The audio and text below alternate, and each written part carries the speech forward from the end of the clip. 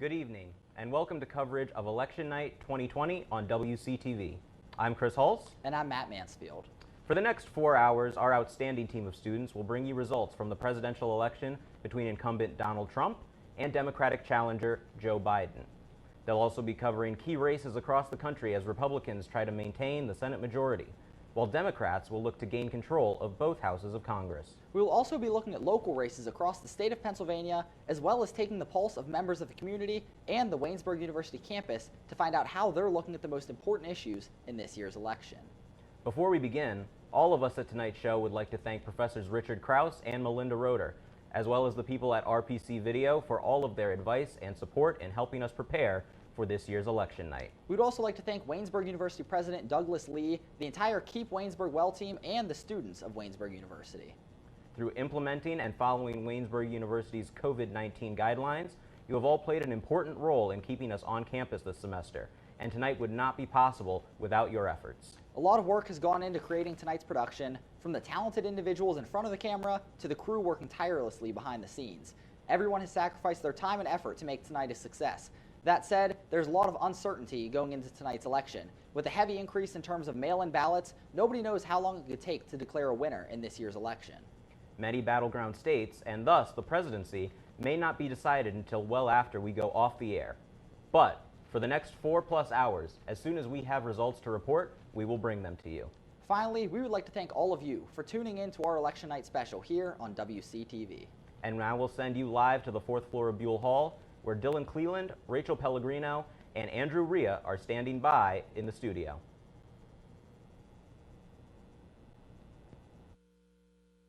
Good evening, and welcome to Election Night in Waynesburg 2020.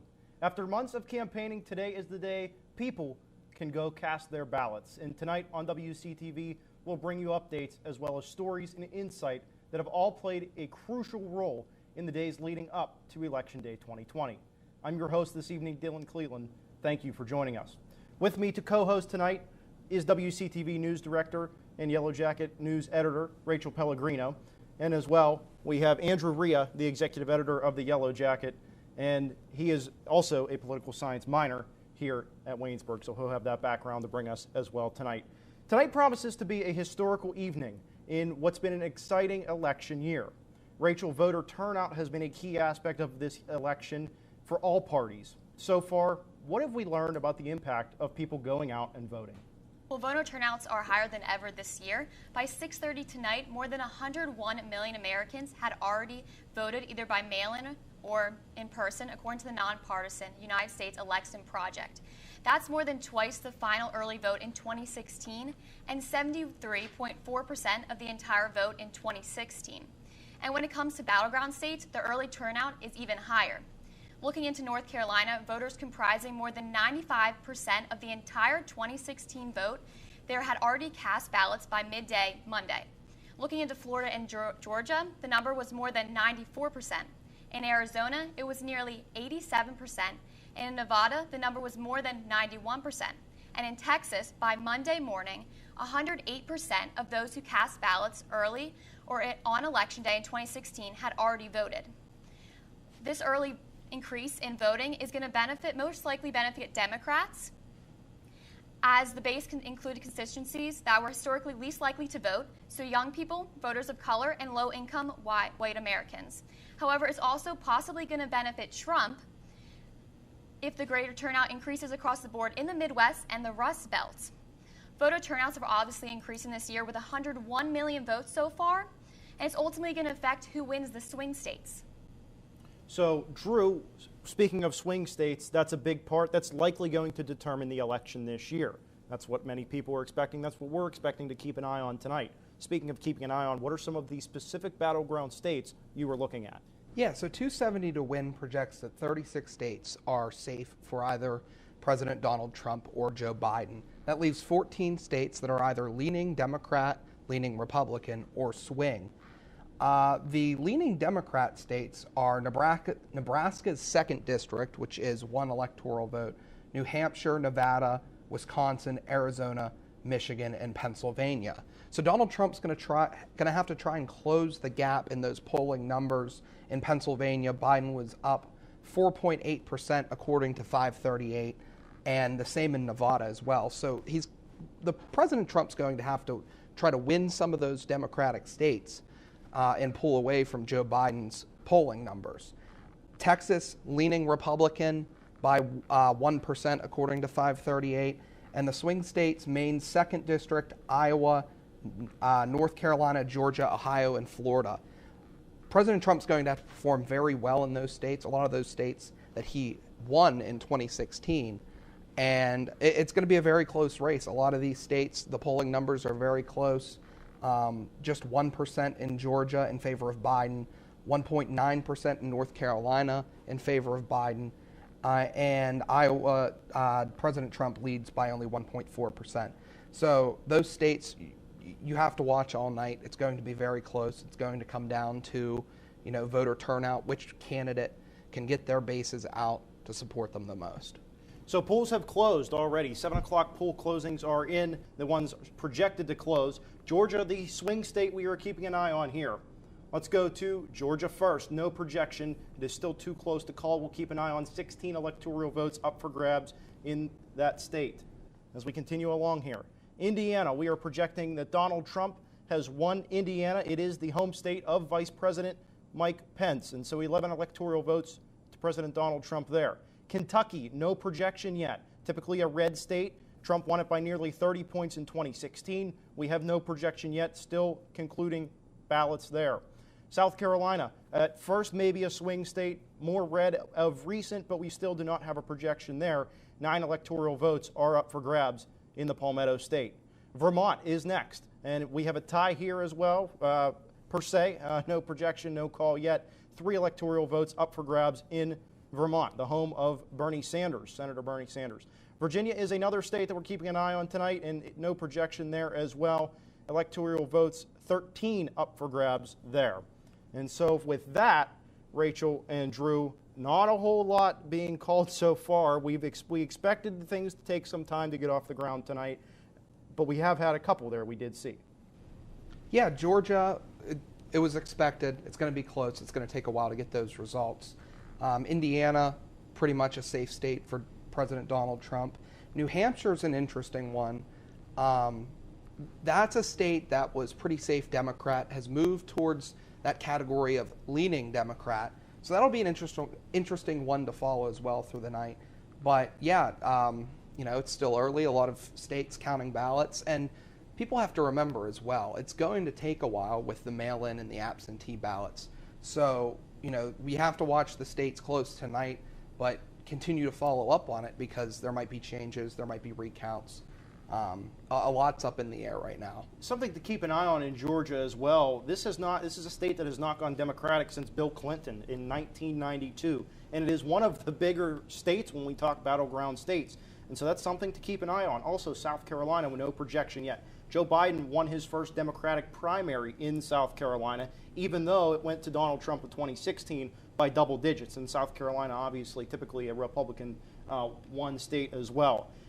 And then Virginia is another state that we often hear every election cycle that comes up.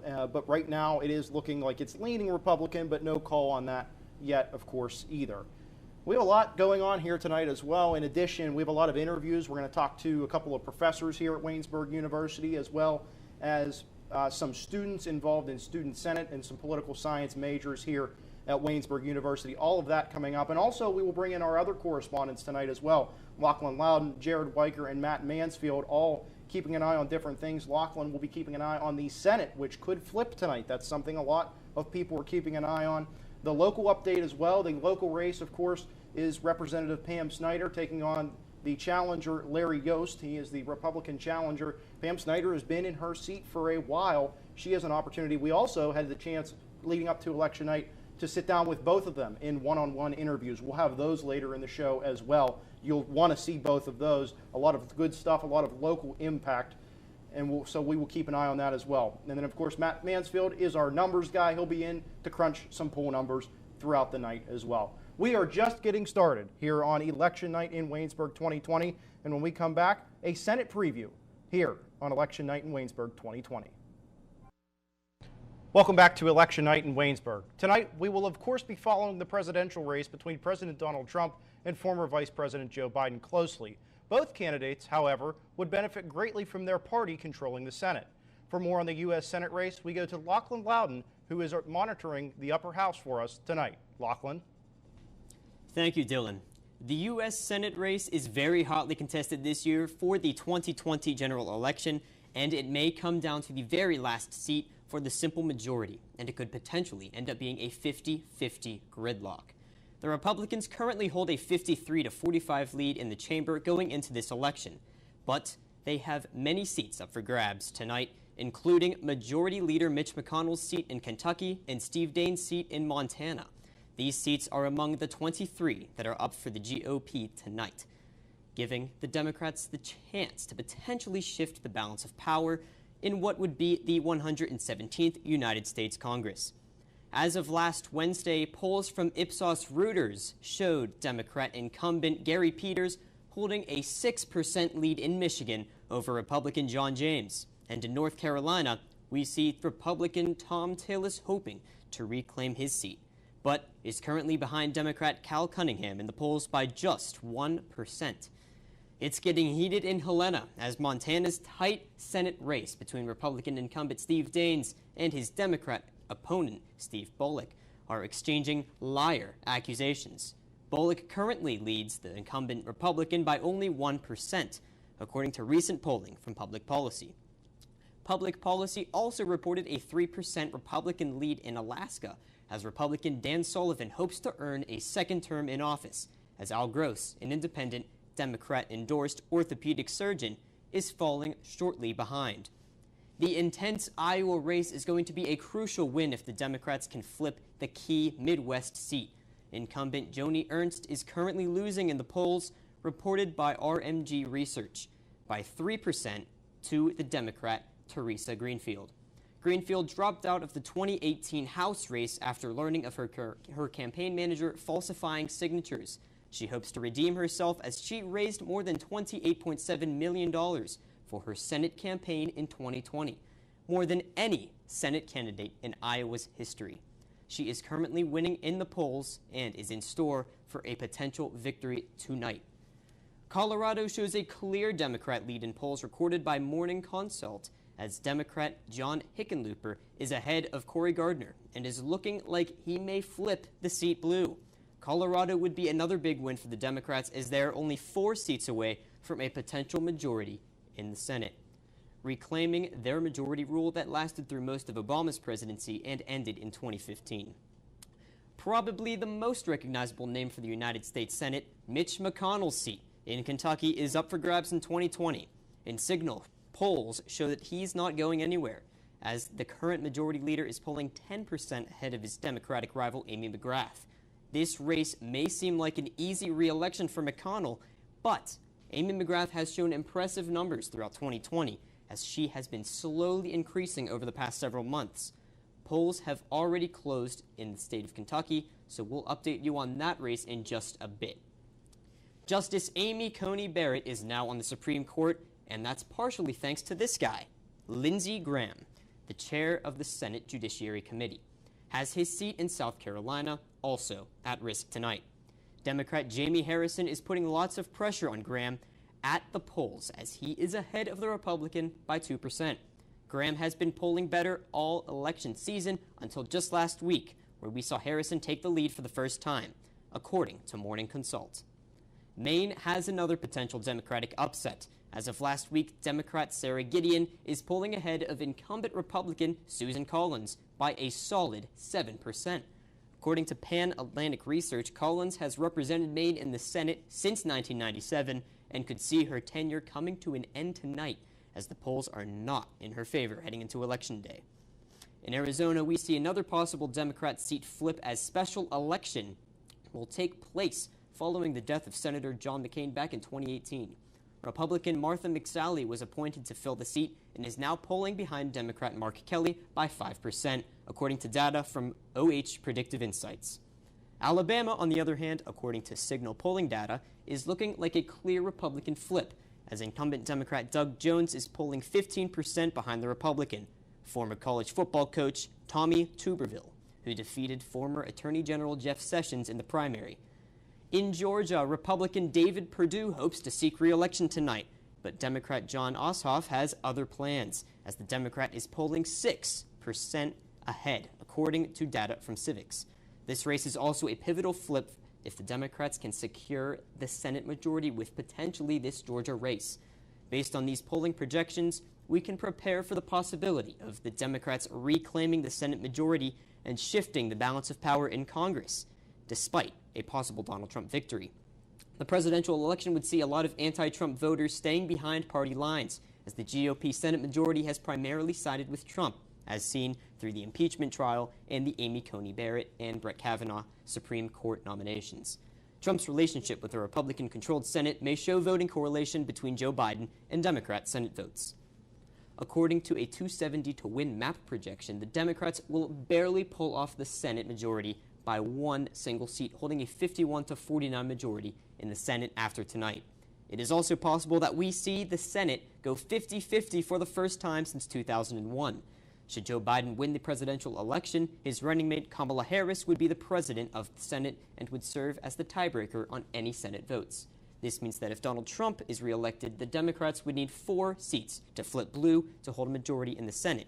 And if Joe Biden won, they would only need 3 seats to flip for them. Essentially, if we do end up with a 50-50 tie, the presidency will decide the majority ruling party. In an evenly divided chamber, the White House controls the Senate. Now, in addition to the 35 Senate seats up for grabs tonight, all 435 seats in the House of Representatives will be decided tonight. We won't be covering those races, all of them, as closely for a few reasons. For one, well, there's 435 of them, but for another, the Democrats are heavily favored to maintain their majority. 538 gives the Democrats a 97% chance to win the House. There is a but here, however, in the event that the race between Donald Trump and Joe Biden ends with neither candidate reaching 270 electoral votes. The House would then decide the president. So there is the potential for the lower chamber of Congress to play a major part in this year's election. We'll keep you updated on everything happening at the national level, but right now we're going to go over to the office of the Yellow Jacket newspaper, where Jared Weicker is monitoring the elections across the state of Pennsylvania, including a close battle for state representative taking place right here in Greene County. Jared? Thanks, Lachlan. Republican Larry Yost is challenging incumbent Democrat Pam Snyder right here in District 50. Pam Snyder is a Jefferson resident and has held office since 2013 when she defeated Republican Mark Fisher in 2012. Her campaign website, votepamsnyder.com, lists her priorities for 2020 as jobs, education, broadband expansion, agriculture, property taxes, and quality of life. Snyder pledges to protect coal and gas jobs as well as local first responders. She has also provided funding for the Greene County Career and Technology Center. Snyder created a partnership this past April to provide high-speed fiber optic internet around District 50 as well. Snyder has also sponsored a bill that lowers property taxes and reworks school funding. Larry Yost is a local Greene County resident that is running to give voters an opportunity to elect a conservative leader and experienced businessman, according to his campaign website, yost2020.com. Yost opposes Governor Tom Wolf and Democratic leadership. He vows to support conservative ideals in the House and limit abortions. Yost describes himself as a sportsman who will focus on upholding the Second Amendment and gun rights. He also supports gas well workers, drillers, and coal miners, as well as Donald Trump. The District 17 race is expected to be very close. 538.com has Democrat incumbent Connor Lamb up by 1 point over Republican Sean Parnell in the most recent poll from September. The poll conducted by On Message Incorporated included 400 likely voters and had Lamb over Parnell 45 to 44%. Lamb has fallen in voter polls from 54% in March to 45% in September. Parnell has gained ground, going from 36% in March to 44% in September. Parnell's big uptick in support has been credited to when he spoke at the Republican National Convention back in August and received an endorsement from President Donald Trump. RealClearPolitics.com ranks the 17th district race as leaning Democrat. Looking back at the 2016 presidential election, District 17 voted for Donald Trump over Hillary Clinton by just 2.6%. And another very close race we'll watch will be District 10, when the incumbent Republican Scott Perry and Democrat Eugene D. Pasquale. 538.com has Perry up by 4% over D. Pasquale in a poll from just over a week ago. In October, the poll included 400 likely voters and was conducted by the Terrace Group. Perry has gained favor in the poll since late September, going from 43% to 48% just last week. DePasquale has dropped from 50% in late September to 44% last week. RealClearPolitics.com ranks the 10th district race as a toss-up, however. District 10 voted in favor of Donald Trump in the 2016 election over Hillary Clinton by 8.9%. Thank you, Jared. And we'll be checking in with both Jared and Lachlan throughout the night here on WCTV. Right now, though, we'll bring in the final member of our team, Matt Mansfield. Matt's going to break down the polling data tonight as it's being reported. And Matt, we've already seen polls close in Georgia, but there are many other battleground or swing states this year. What, if anything, are the polls showing that what is being indicated so far? A lot of these states, again, are going to be close. You have a lot of key states that Trump ended up coming from behind last election to win. And if he's going to win this election, he's going to have to once again pull off the comeback. A few of the key states, I think Pennsylvania is the one, we're right here in Pennsylvania. That's the key state that a lot of people think it's going to swing.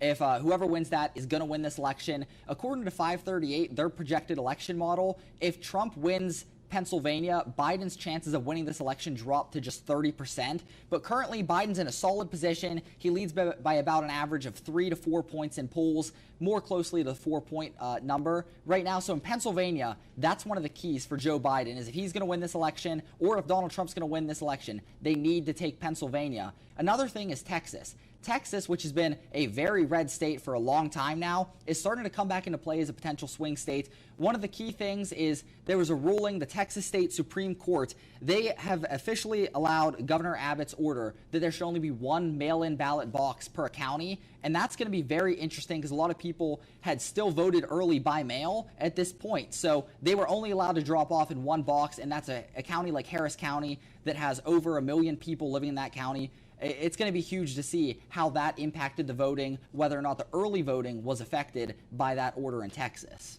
What are some of the demographics that we need to be looking at going into the election night? As we closed into election night, Trump was talking a lot about suburban women. That was kind of the joke back in 2016, was the soccer moms that got Trump the win. Those are the kind of people that he has started to struggle with since he took office. A lot of the time, he really did struggle with women. He was able to do really well with white women in the 2016 election.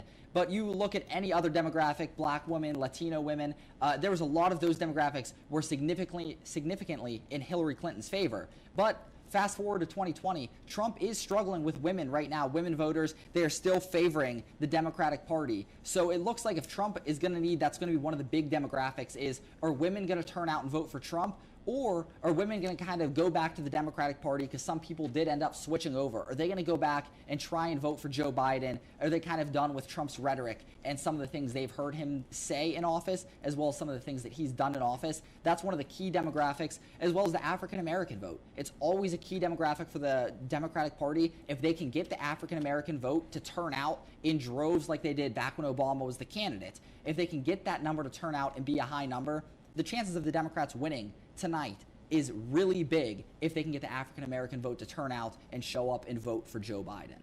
So Matt, in these polls that you're looking at, what are some of the major differences between what they looked like in 2016 versus what they look like now? I think one of the biggest things that we've seen is a lot of people say, hey, don't believe the polls. It's 2020. We saw what happened in 2016. But one of the things is that in 2016, the polls weren't necessarily as inaccurate as some people have said. Now, while they weren't as accurate as you would hope that your polls would be during an election, that people put that time in to take the polls to kind of figure out who's doing what in each state, the swing states were actually relatively accurate. They were all within the margin of error in which Trump ended up winning. And he won Pennsylvania by less than 1%. He won Michigan by less than 1%. So a lot of these states, while they did have Trump trailing back in 2016, they weren't as inaccurate as people say. Right now, the biggest issue for Trump is that Biden's lead in the swing states has become a really big problem for him. You saw last week the Washington Post poll in Wisconsin had Biden with a massive lead of 17 points in the state of Wisconsin, which is, if you recall, another big state that Trump ended up taking back in 2016 that gave him that path to 270 electoral votes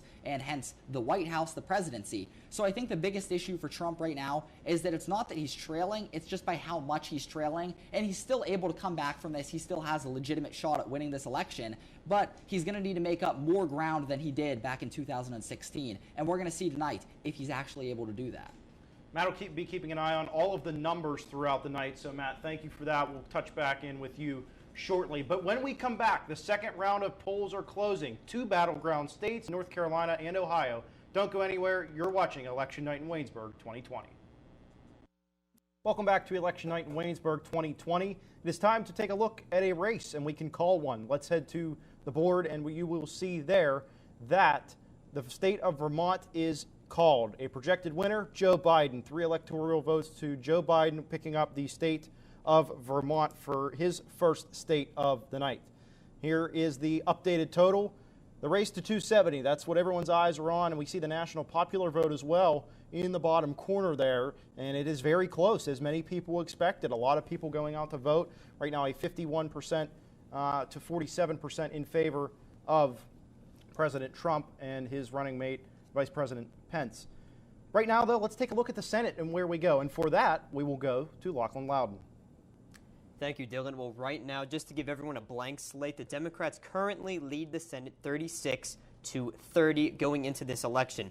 34 seats tonight are up for grabs. 12 Democrats are up for re-election, and 23 Republicans are up for re-election. The current Senate is 47 to 53 GOP going into tonight. However, that is all going to change, of course, after Election Day. So we have one officially called race. Virginia, Daniel Gade, the Republican GOP candidate, lost to the incumbent Mark Warner of Virginia, and that race is the only one that has been called. But a quick preview and an update on the rest of the races where the polls have closed and we're just getting information from. New Hampshire, we have Messner with 74.9% of the vote. Shaheen, the incumbent Democrat from Maine, with 21.6% of the vote. Only 1% of the votes are in for that state. Next in Kentucky, the big race, Mitch McConnell, the majority leader in the Senate, the incumbent, has 54.1% right now. In Democratic challenger Amy McGrath has 41.9% with 19% of the vote in. Moving over to South Carolina, Lindsey Graham, the Republican, and he is incumbent. He has 68.7% of the vote right now, and trailing behind him is the Democrat Harrison with 26.4% of the vote, with only 1% of the votes in.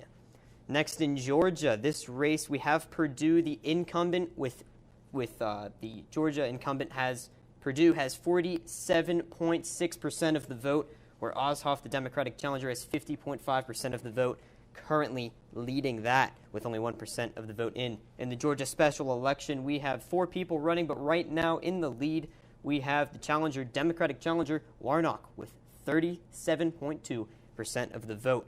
Coming up, we have later on Michigan, Maine, Kansas, and Alabama, which will be coming up in the next Senate update. These are big races here. And then North Carolina, the polls should be closing soon, so be ready for that coming up. Back to you, Dylan. Thank you, Lachlan. Really something to keep an eye on is the Senate tonight, and we appreciate Lachlan monitoring that. We have some news coming out of Georgia, but we'll get to that in a minute. We have some states that have just closed. The 7:30 block includes North Carolina, Ohio, and West Virginia. North Carolina and Ohio, both battleground states. And so far in North Carolina, we see no projection. This one is too close to call. 15 electoral votes up for grabs in North Carolina. We'll take a look at Ohio, where President Trump won by 8 points in 2016. But this is considered a swing state here in this year. The winner of Ohio has also won the election each year going back to LBJ in 1964. No projection in Ohio yet. And in West Virginia, not too far from here in Waynesburg, Pennsylvania, West Virginia going to President Donald Trump. He picks up 5 electoral votes from West Virginia. And so that is the latest from that. This Georgia news is intriguing, Drew and Rachel. We heard that there could be, one of these things is there could be some trouble with ballots. And this coming out of Spalding County, Georgia. They say that their polls there will stay open an extra 2 hours as the county's computers went down Tuesday morning. Now, this is a city that is this is a county, excuse me, that's located 50 minutes south of Atlanta. This has to be a big polling place in a crucial battleground state. Yeah, even though we're having a lot more voters this year, we're going to have problems like that with even counting mail-in ballots, and this is why we're going to see a lot of this results are going to come in a lot later tonight. So we're just going to have to keep our eye open in some of the battleground states. And Georgia does have the potential to be so close. So you have to watch that county. That's an extra 2 hours that we're probably not going to be able to call Georgia. And so, yeah, it's stuff like that where you just have to watch it. And, you know, it's good that they caught it and were able to adapt. It's better to wait longer for the correct results than to try and rush something that isn't going to be correct. That's a fair point, Drew. And we take a look also coming in from Georgia. We're being told that, according to 538, that officials will not have a vote count expected in Fulton County, which is the home to Atlanta, and a tenth of all Georgia citizens. Absentee by mail is processing at State Farm Arena. All of the sports leagues making a big push to make their home arenas big polling places. They had a delay of 4 hours because a water pipe burst in a room. Officials say no ballots were damaged, fortunately, but we're seeing these things are happening, and these are all going to play into votes essentially not being counted at the speed that we would like to see them being counted. So we'll keep an eye on all of that as we continue. So just to recap briefly, we've had 3 states called here on WCTV tonight. Donald Trump won Mike Pence's home state of Indiana for 11 electoral votes. Vermont going to Joe Biden for 3 electoral votes. That, of course, the home of Senator Bernie Sanders and former Democratic candidate. And then West Virginia going to President Trump as well. 5 electoral votes going to him. And he, again, that was, this is a state that voted for Bill Clinton twice. So going the whole way back to his administration, they liked him a lot, but since then it's been Republican. Yeah, and those are the type of long-term swing states that both parties are going to try and set up here this election. You know, we talked about earlier how some of these states this year are safe Republican or safe Democratic. But, you know, if you're not the party that holds the control in one of those states, you're trying to work up some sort of momentum, some sort of following, and challenge for those longer-term states. You know, those states that don't flip very often. That's what these candidates are trying to do, in addition to, of course, flipping those swing states and winning the election. So it's interesting to follow those states and look back and see, you know, where they've flipped, who they've flipped for. And, you know, even though, like you said, West Virginia, we're already calling it for Donald Trump, it's interesting to see what those states care about the most and how each candidate can sort of affect that tally. I think going along with what they care about, it's to see who's coming out to vote. Mm-hmm. So like kind of what constituents are coming out, because we have a lot of voters coming out this year. And talking about the toss-up states, in the 7:30 poll closing, we know we had Ohio and we couldn't even call it yet. But you know, they voted Republican in 2016 election, like you said. So we just have to keep an eye on those toss-up states that could kind of go either way this year, even though they voted a certain way last year. Battleground states are definitely going to be the key to tonight's election. We're going to take a break in a moment, but first we have another state to project. Let's go to the big board, and we see Kentucky. We can now project that Donald Trump has won Kentucky. The Republicans taking this. He took it by 30 points in 2016, and he gets it again here. And so that's 8 more electoral votes for President Donald Trump. So him gaining a slim lead here early on, but a lot of states that we expected to go Republican are in fact going Republican. We have a lot coming up in the next half hour for you. We have a couple of packages for you that are going to detail what students here on campus are thinking, and also people out in the community. Rebecca Vaughn and Lindsay Stenger caught up with them. So we're going to go to that package on people here on campus and what they think now with Rebecca Vaughn. With the presidential election among us, students here at Waynesburg University are preparing to cast their votes for who they want as our next president. I caught up with WU students to see who they're voting for, why they're voting for them, and how they plan to go about voting. I'm voting for Joe Biden. Joe Biden. I'm voting for Joe Biden this year. I'm voting for Joe Biden because Of all the things that every presidential candidate can say about their plans and what they plan to do for our economy and everything else in between, the biggest difference I see in Joe Biden and Donald Trump and any other candidate is that I believe Joe Biden is the best speaker to the American people and someone who can unite this country better than at least Donald Trump has in his first 4 years as president, and hopefully his last. I'm going to vote for Biden, just because I don't like how Trump leads the country. I think he more separates it than makes it a united. I like his policies more. Like, he is passionate about LGBT rights and the environment and healthcare.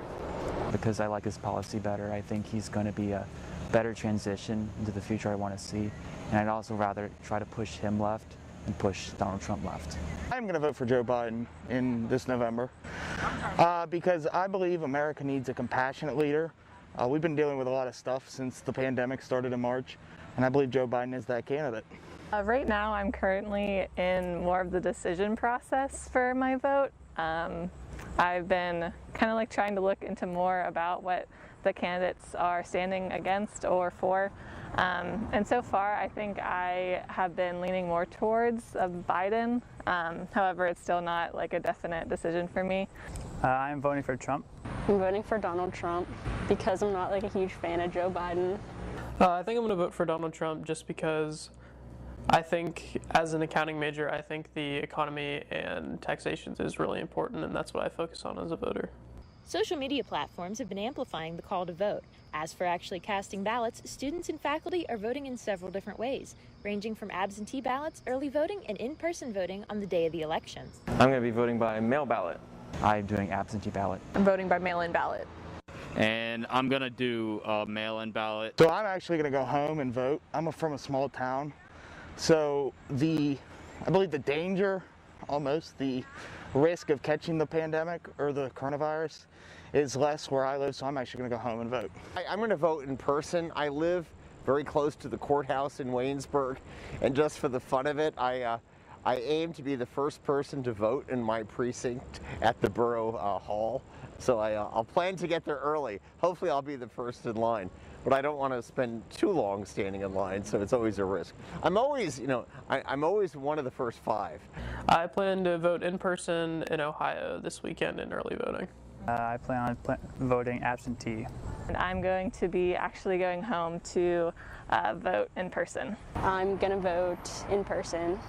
I spoke with Dr. Larry Stratton, a professor of political science at Waynesburg University, about the role of Pennsylvania in the election and why it is important to vote. I expect it will be a late night, and I also expect that we won't know the answer, primarily because of Pennsylvania, which is essential for any electoral vote calculation. And they can keep on counting the absentee ballots until Friday.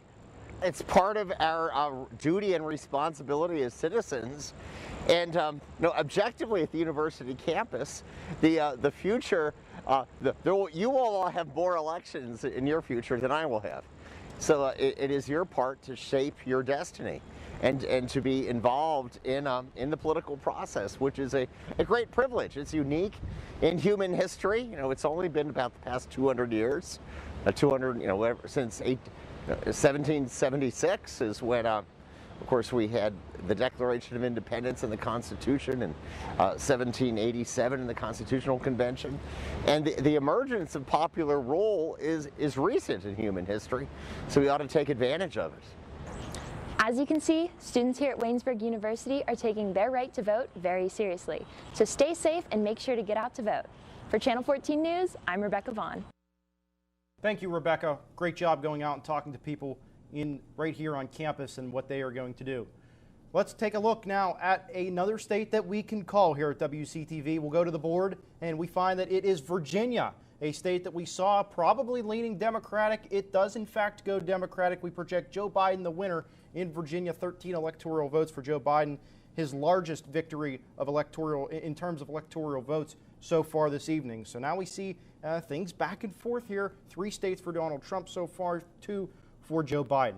We're going to step aside, and when we return, we'll have a package on what community members here around the Waynesburg and Greene County community are thinking this election season. You're watching Election Night in Waynesburg 2020. Welcome back to Election Night in Waynesburg. I'm Lindsay Stinger in the field talking to the community of Waynesburg about this year's election. Pennsylvania is one of several swing states. Win Pennsylvania and we're going to win the whole thing. I don't see how a Democrat can win the presidency without winning Pennsylvania. Both candidates have made several stops here during their campaign, proving that Pennsylvania is a key factor. But here in Greene County, it seems as if the locals usually lean red. I plan on voting Republican for Donald Trump. I do intend on voting for Donald Trump. I'm absolutely voting for Trump. I am going to vote for the President Trump. I'm intending to vote for Donald Trump. It's certainly no secret that Greene County depends heavily on fracking, and those in the local energy industries do not back Biden's plan. I'm a coal miner, and in this area, if you shut down coal mines, people won't be able to afford taxes. The area will be living in poverty because you'll lose, in this area, probably 1,400 employees. Fracking has been a hot topic in this year's election, with PA being a key swing state. And I'd gradually move away from fracking. And I think it's critically important on day one that we end any fossil fuel leases on public land. Biden's already said he has every intentions of shutting down coal and natural gas, so that's my industry. So, according to the people of Greene County, they have begun to lose hope, not only in Biden, but in the Democratic Party as a whole. The Democrat Party has went crazy. Democrats don't appeal to me whatsoever. Haven't seen anything that Democrats have done positive in this area in years, so that's my views. However, their vote for Trump is not just a vote against Biden.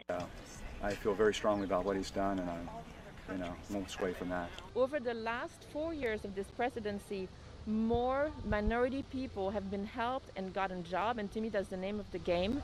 But I do agree more with President Trump's policies than I do with Biden's policies. I'm a policies kind of person. I don't necessarily want to be best friends with any of the candidates, but policy-wise, I've really agreed on a lot of what's happened in this previous election. We just have to run the country like a business. We have to be more, I'm conservative, but I want to help everybody, but I want to do it in the right way. I like to help those in need, but also I know who helps them. It's the people who are out working. However, just because voters here tend to lean red in national races, that's not necessarily an indication of how they'll vote in the down-ballot races like state representative. Pam Snyder is used to having a solid lead even as a Democrat. Many voters say they appreciate her moderate views. If you need to have a balanced government, you need to have a balanced view. Her challenger, Larry Yost, is hoping to ride Republican coattails to victory. And I'm voting straight Republican, so my ticket looks just like that, straight Republican. So I know I'm going to support Yost. Larry Yost, because until the last few years, I don't think Pam Snyder's done a whole lot for the area. But some voters favor the familiar. It seems like people like a change, and sometimes a change isn't always the best thing. But some voters are still undecided on this one. I'm not undecided on that, quite honestly, right now. Well, I haven't really looked at those candidates yet. With this wild and unpredictable year, until the ballots are cast and counted, it's anyone's contest. In Waynesburg, Lindsay Stinger, Channel 14 News. A special thank you to WCTV's Lindsay Stanger and Rebecca Vaughn for their work getting out and talking to voters in both the community and on campus. Thank you both. Matt Mansfield rejoins us now, and Matt, we saw in Lindsay's package that here in Greene County, voters are favoring Republicans in a major way and in a majority of races, but that hasn't always been the case.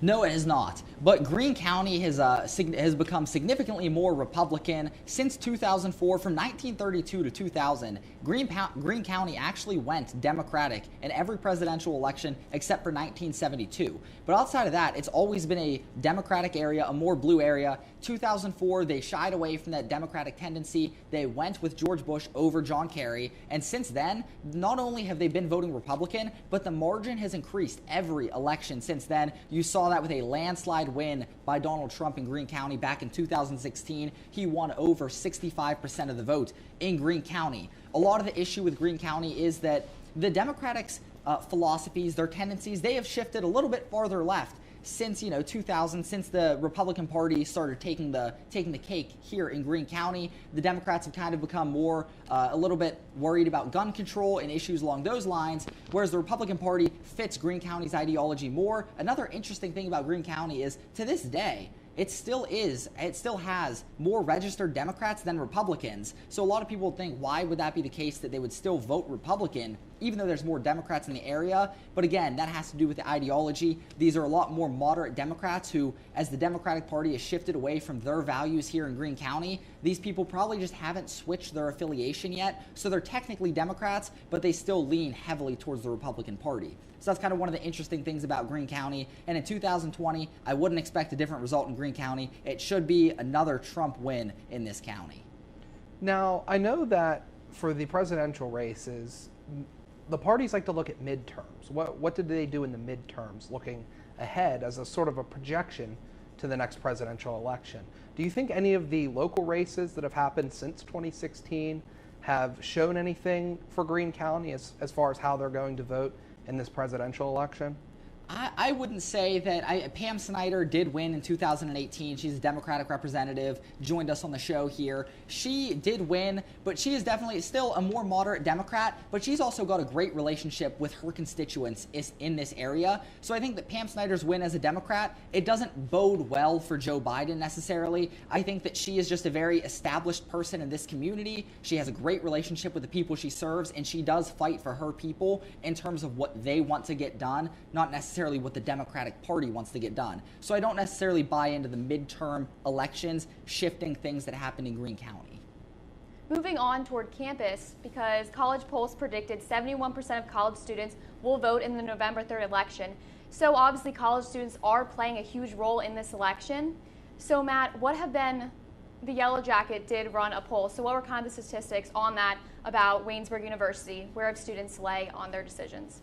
The Yellow Jacket poll was interesting. It was a Donald Trump victory on the campus of Waynesburg University. We did the Yellow Jacket poll along with what Rebecca Vaughn got for WCTV and her package that she had done. But you saw 45% of people lean towards Trump, 39% Biden, and the remainder, 16% of people, decided they were going to go third party / not vote. So it's very interesting to me because 60% of people nationwide in 30 or under age group are voting for Joe Biden. So you see a lot of people that are younger voting for Joe Biden. So why would it be that on a college campus, Donald Trump took the win? The way the Yellow Jacket poll was conducted was on Instagram. You could choose whether or not you participate in the poll. And a lot of Trump supporters are very enthusiastic about voting for him. The number is 56% of likely supporters for the president said they're enthusiastic about voting for Donald Trump. Only 27% of Biden's younger supporters said that they were enthusiastic about it. So in terms of trying to get people to take this poll, Trump supporters seem more prone to going out of their way to show their support for the president in a poll or something along those lines, whereas Biden voters seem to be a little bit more reluctantly voting for Joe Biden. And the other thing is, we're on a Christian campus right now. It's a more religious university. We're affiliated with religion. We have that going for us at Waynesburg, and that's one of Donald Trump's strongest groups. That's one of his strongest parts of his base. So you could also take a look at, while we do have a lot of younger people as being a college campus, we're also a very religious campus, which is why you can kind of see a split that leans towards Donald Trump. Thanks, Matt, again for breaking down the community and campus aspects. Speaking of campus, Waynesburg University, the location in which we are broadcasting from tonight, is nestled in the southwestern part of Pennsylvania. And the Keystone State is one of the 16 states, plus the District of Columbia, closing at 8 o'clock. We'll bring you those results after the break. Andrew Rhea here for WCTV's Election Night Special. I'm here with Mr. Larry Yost, the Republican candidate for the 50th District of Pennsylvania. Mr. Yost, thank you very much for joining us for our Election Night Special. Thank you for having me, Andrew. I appreciate it. No problem. So let's get right into it. What made you decide to run, and what are some of the main issues that you've been running on in this campaign? It's a pretty interesting story. I was asked to run, and initially, whenever I was asked, it was a Christmas party. Someone asked me if I would come to a Christmas party, and I said sure, and I showed up, and some very nice people from the party came to me and said, we think that you would be a good candidate for state representative. At the time, I was kind of feeling a little ambushed, but I will tell you, I didn't answer that night, and I didn't finish my meal. So I took some time before I answered. I was called just about every day. And when I did come around to it, it was for the reason to serve. And I think whenever I was considering this, what I thought of was how our founding fathers did this whenever they were asked to serve. It was a lot of people who came from different avenues and different places. Either they were military, they'd been politics in their whole life, lawyers, doctors, farmers. Everybody was accepted at the time because they knew that they needed these people to build our country. So I thought, hey, maybe I am in a place. I'm currently a business owner. I also live and work on a farm. I've done that my whole life. And I thought this is an opportunity to serve. So I decided to say yes. And I accepted it, knowing that going into this, that it was to address the issues that are currently facing our district and our state right now. Now to your second questions about why I'm going in, what we are facing or what we need to fix in our area, I let the people decide. I initially had to get signatures on a ballot, on a petition to get onto the ballot. Whenever I did that, I took the opportunity to ask people, every person that signed my petition, what was most important to them at the end of their driveway. And what I came back to find was that we are in dire need of tax reform. Because what we have is, we have an aging community. We have a bunch of seniors that live here, and it's great. They have contributed their whole lives to our area. But what I find is that whenever they hit retirement, that their fixed income was fixed and their taxes still went up. So they would hit a point in their life where they may lose a spouse or hit a major medical issue and they would lose their home. They would either have to sell it, they'd either have to move in with family, or they'd have to abandon it completely because they couldn't stay up with the egregious amount of taxes that our state has put on them. All right, so this race for this position has been very close the past few elections. Sure. What are you doing as the Republican candidate what are you trying to do differently to try and sort of put the Republican Party over the edge in this district? We're trying to change the status quo. We're seeing that lifetime politicians are lifetime politicians. They don't get a lot done because they don't quite understand how the free market works in a big way. So we're seeing that a lot of money is spent on internet and never done, but it's campaigned on year after year after year. We are not getting better internet, but they're getting the accolades of more money to be wasted without any accountability. So what I'm offering is accountability, and accountability from a business person's perspective. I know for a fact if I ran my business and said for 8 years that I was going to get you something that I never ever delivered on, that I wouldn't be in business anymore. Yeah. And guess what? I wouldn't be able to pay my bills. I wouldn't be able to, pay my rent. I wouldn't be able to do the things that every other person in this world that works knows that they have to do. They have to be accountable to these things. And for some reason, we're not accountable, that our current representation is not accountable to the things that they've promised and never delivered on. And that goes across when you look at our region as an area versus the regions around us. I mean, Greene County, I always use it as an example because it's a perfect example. We have 79 running through here. We're cornered on both sides, one in Morgantown, West Virginia, and another in Washington, Pennsylvania, two areas that are growing exponentially over the last 20 years. Well, we sit at 5 exits between those two with no growth, no business, no opportunities. No one wants to move here because they don't have the opportunities that these other areas afford them. And why we haven't had that, I have no idea. But I mean, you cannot allow this area to stagnate any longer. This is truly a course correction. And what's necessary in getting the people who currently live here and enjoy where they live to grow, to give them more opportunity, and to bring more people in here to allow our area to afford the same things that we've seen in Morgantown, West Virginia, and Washington, PA. It's it's amazing what we're seeing in those areas. But we have opioid crisis. It's now a methamphetamine crisis. Our internet is so far behind that we're not even close in some areas, and some areas have never had it in our region. That our businesses cannot sustain because we don't have enough people here to sustain them. These things have to change, or like a lot of other places throughout the state of Pennsylvania, they die. When a steel mill goes or a coal mine goes, their representation lets it die. I'm not going to allow that to happen. I love that we've been an energy sector for so long. I appreciate and want to continue with coal and gas and oil. But we need a broader portfolio of other major businesses in our area to hold up our energy sector when it slows like it has during this year, during COVID. So these are the things that I think that are necessary. These are the things that I think that I can bring that Ms. Snyder has not been able to prove herself on. That's the difference between a Republican candidate now, and we've seen the change.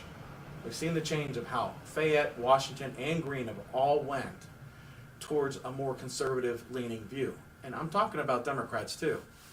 Our Democrats share the same values as our Republicans in this area. They want to see the same things that the Republicans that live here and the conservatives live here in our area. But they're just not getting it from their representation. And that's why you see more and more people, especially from our area, pulling red for Trump. I hope they do the same for me. I want to thank Republican candidate Larry Yost for his time, and Drew, of course, doing a fantastic job talking to him. But we have lots to get to here as we hit hour 2 of our coverage. The 8 o'clock hour is underway. We'll start with a big race update in the Senate and Lachlan Loudon. Thank you, Dylan. Well, we just got a ton of news here. We saw last time Virginia was the most recent state called for the Senate for the Democrats. They currently have the first seat taken. However, we just saw for West Virginia, Capito taking that one. That one has been awarded to the Republican incumbent. That one is currently, the West Virginia has been confirmed Republican. Moving over to the big Senate race in Kentucky, this has been announced. Mitch McConnell wins Kentucky. Again, the incumbent and the majority leader in the Senate. He wins that race with 54.8% of the vote. He is most likely going to end up on top and win that race, as we heard the news from Politico. And Tennessee has also been confirmed, with Haggerty, the GOP, coming in with the win at 79% in Tennessee. Then moving over to New Hampshire, that has also been called. We have Shaheen, the Democrat incumbent, winning with 66% of the vote. Moving then across the board, we have Delaware, which is won by the Democrat Coons. We have Massachusetts, won by the Democrats, Markey. And then we have Rhode Island, won by the Democratic incumbent, Reed. And we also have New Jersey. Cory Booker takes it, the incumbent, and the senator from New Jersey. He takes that state back. And then Tennessee, as we said, has been called. Texas right now is also up in the air. We're just getting word from Texas. The Democratic challenger, Hagar, is in the lead, but that is to change. It's going back and forth right now. But stay tuned for later. We have Colorado update coming up next. That is the next big race there. So back to you, Dylan. Thank you. And the Senate is just as important, some might argue, as the presidential race tonight. We have a lot to get to in that presidential race. Let's do it. Let's go to the big board, and we'll start with the 8 o'clock poll closings. 172 electoral votes up for grabs. This is the largest poll closing block of the night, is the 8 o'clock block. William, you see some of the states, or you see some of the swing states. Our own state of Pennsylvania, a very big one. But we'll start in the South. Let's head to Alabama, where we see no projection so far in the South, in Alabama, with this race. Trump won the state by nearly 28 points in 2016. No projection there yet. Next, we go to Connecticut. 7 electoral votes up for grabs. This has gone Democrat every election since 1992. Still no call, though, in Connecticut. We move on to Delaware, where it's obviously Joe Biden's home state, and he picks up 3 electoral votes in his home state, and he served senator there for 36 years. So, of course, an important part is winning your home state. The District of Columbia, typically blue, and it will stay blue this year as well. Joe Biden, the projected winner of 3 electoral votes coming out of the District of Columbia. We head to Florida, where things are very tight. Already 85% of the vote has been counted, but it is still too close to call. A lot of different moving parts there in Florida. We'll keep an eye on that as things continue. The home state of his former running mate, Barack Obama, Illinois. That's a win for Joe Biden in Illinois tonight with 20 electoral votes. We go to Maine. One of the 4 votes, this is a split vote system, one has gone to Joe Biden so far. The other 3 are still up for grabs. We'll keep an eye on Maine as the night continues. Moving right along, Maryland, another state that typically is blue, also the home state of our producer, Chris Hulse, tonight. And that goes Maryland, 10 electoral votes to Joe Biden. Massachusetts is up next, and that is another win for Joe Biden. Biden picking up some speed here in the 8 o'clock hour, some could argue. 11 electoral votes out of Massachusetts. We go to Mississippi, a state that typically is a safe Republican state despite a large African-American population. However, no call there yet. Missouri, Trump won this state by more than 18 points in 2016. We have no projection in Missouri yet. 10 electoral votes up for grabs in Missouri. New Hampshire is next in 4 electoral votes here. This is considered a swing state, even though it typically leans blue. We have no projection in New Hampshire yet. Moving along to New Jersey. Still no projection, although it is being reported that Joe Biden has a pretty decent-sized lead in New Jersey. We'll keep an eye on those 14 electoral votes as the night continues. A win for President Trump coming right in the middle of the United States. Oklahoma, 7 electoral votes going to President Trump, a safe Republican state always. Our home state here of Pennsylvania might be the biggest battleground state as we start to see things unfold tonight. 20 electoral votes up for grabs. We have no projection in Pennsylvania yet. Rhode Island, a small state, covers the smallest amount of land mass in the country.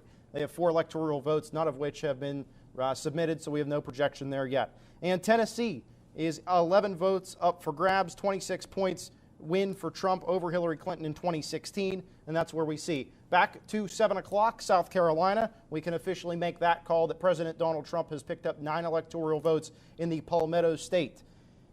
We also are keeping an eye on 2 battleground states. North Carolina, no call yet, 15 votes up for grabs. This will be a state to keep an eye on. And also our neighbors to the west, Ohio. And in Ohio, we have no projection yet, although we are hearing that Joe Biden is doing quite well, but that is because the counties that have been submitted include those that house Cleveland, Columbus, and Cincinnati, the metropolitan cities in the state of Ohio. We will keep an eye on all of that as the night continues. A big block there closing, Rachel and Drew, and so we'll definitely break that down in a little bit. But right now, we're going to step aside for a brief break. You're watching Election Night in Waynesburg 2020. Welcome back to our continuing coverage of Election Night 2020 here at the WCTV studios. Just a quick brief note to make. At this time, it is Joe Biden with 44 electoral votes and Donald Trump with 15, but we still have a lot of states to get into, and we will in a little bit. But right now, we're going to take some time to hear from Representative Pam Snyder of right here, the 50th Legislative District of Pennsylvania. Matt Mansfield had a chance to sit down with her earlier this week. Well, obviously, COVID has been one of the biggest problems throughout not just this region, but America and the entirety of the world. Back in May, you had been a little bit critical of Governor Wolf on the way he had handled it. He had not allowed Greene County, Washington County, and some of the surrounding counties to open up whenever you thought it was appropriate. So with talking about, because being that he's a Democratic governor, you're a Democratic representative, what was some of the differences that you had with the way Governor Wolf had handled COVID? Well, I thought the way the governor did the stay-at-home order and the shutdown was the right way to do it. If you remember, he did it county by county because every county is different. And I felt when we were reopening, he should have done it the same way. And instead, he decided to do it by region. Well, our region was lumped in with a lot of other counties in the surrounding area and Allegheny County. Well, Greene County is a lot different than Allegheny County. Our small businesses are a lot different than businesses in Allegheny County. So I really thought that it was important that he do it county by county rather than by region. So that's why on a lot of the bills that, on the reopening bills, you know, I voted to allow the reopening and to allow small businesses to be able to operate and follow the CDC guidelines. You know, let's make no mistake about it. In fact, today, we've had the highest number of cases since it began here in Pennsylvania, even back whenever we had the biggest surge. So you're right, this is a global pandemic. There's no playbook for it. Nobody really had a blueprint of what to do here. But yet I do feel the Commonwealth of Pennsylvania is unique. You have Philadelphia, you have Pittsburgh, and you have a lot in between. So I thought it should be county by county. Being that obviously Greene County is a much more rural area, one of the biggest pieces of legislation you've been working on in your time in office, you've been trying to get high-speed internet access to people not only just of Greene County, but all across the state of Pennsylvania and people in a lot of rural counties. How has that bill progressed, and what have you done, what have you seen out of working on trying to get everyone the internet access? How has that gone thus far? Well, 3 years ago, this was brought to my attention, and I partnered with then State Representative, Republican State Representative Kristen Phillips Hill. She's now a state senator. So she and I have been working hand in hand on this issue for several years.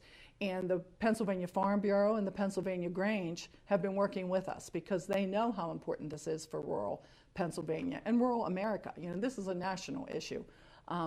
So we've had several pieces of legislation passed and been able to get regulations in place that would allow for broadband to be able to come to communities a little more easily. I have a bill right now that I think is a really critical bill, and it would open the Municipal Authority Act of 1945 to allow broadband to be a part of the Municipal Authority Act. And that basically means right now, we have water authorities and sewage authorities that are established by your municipality.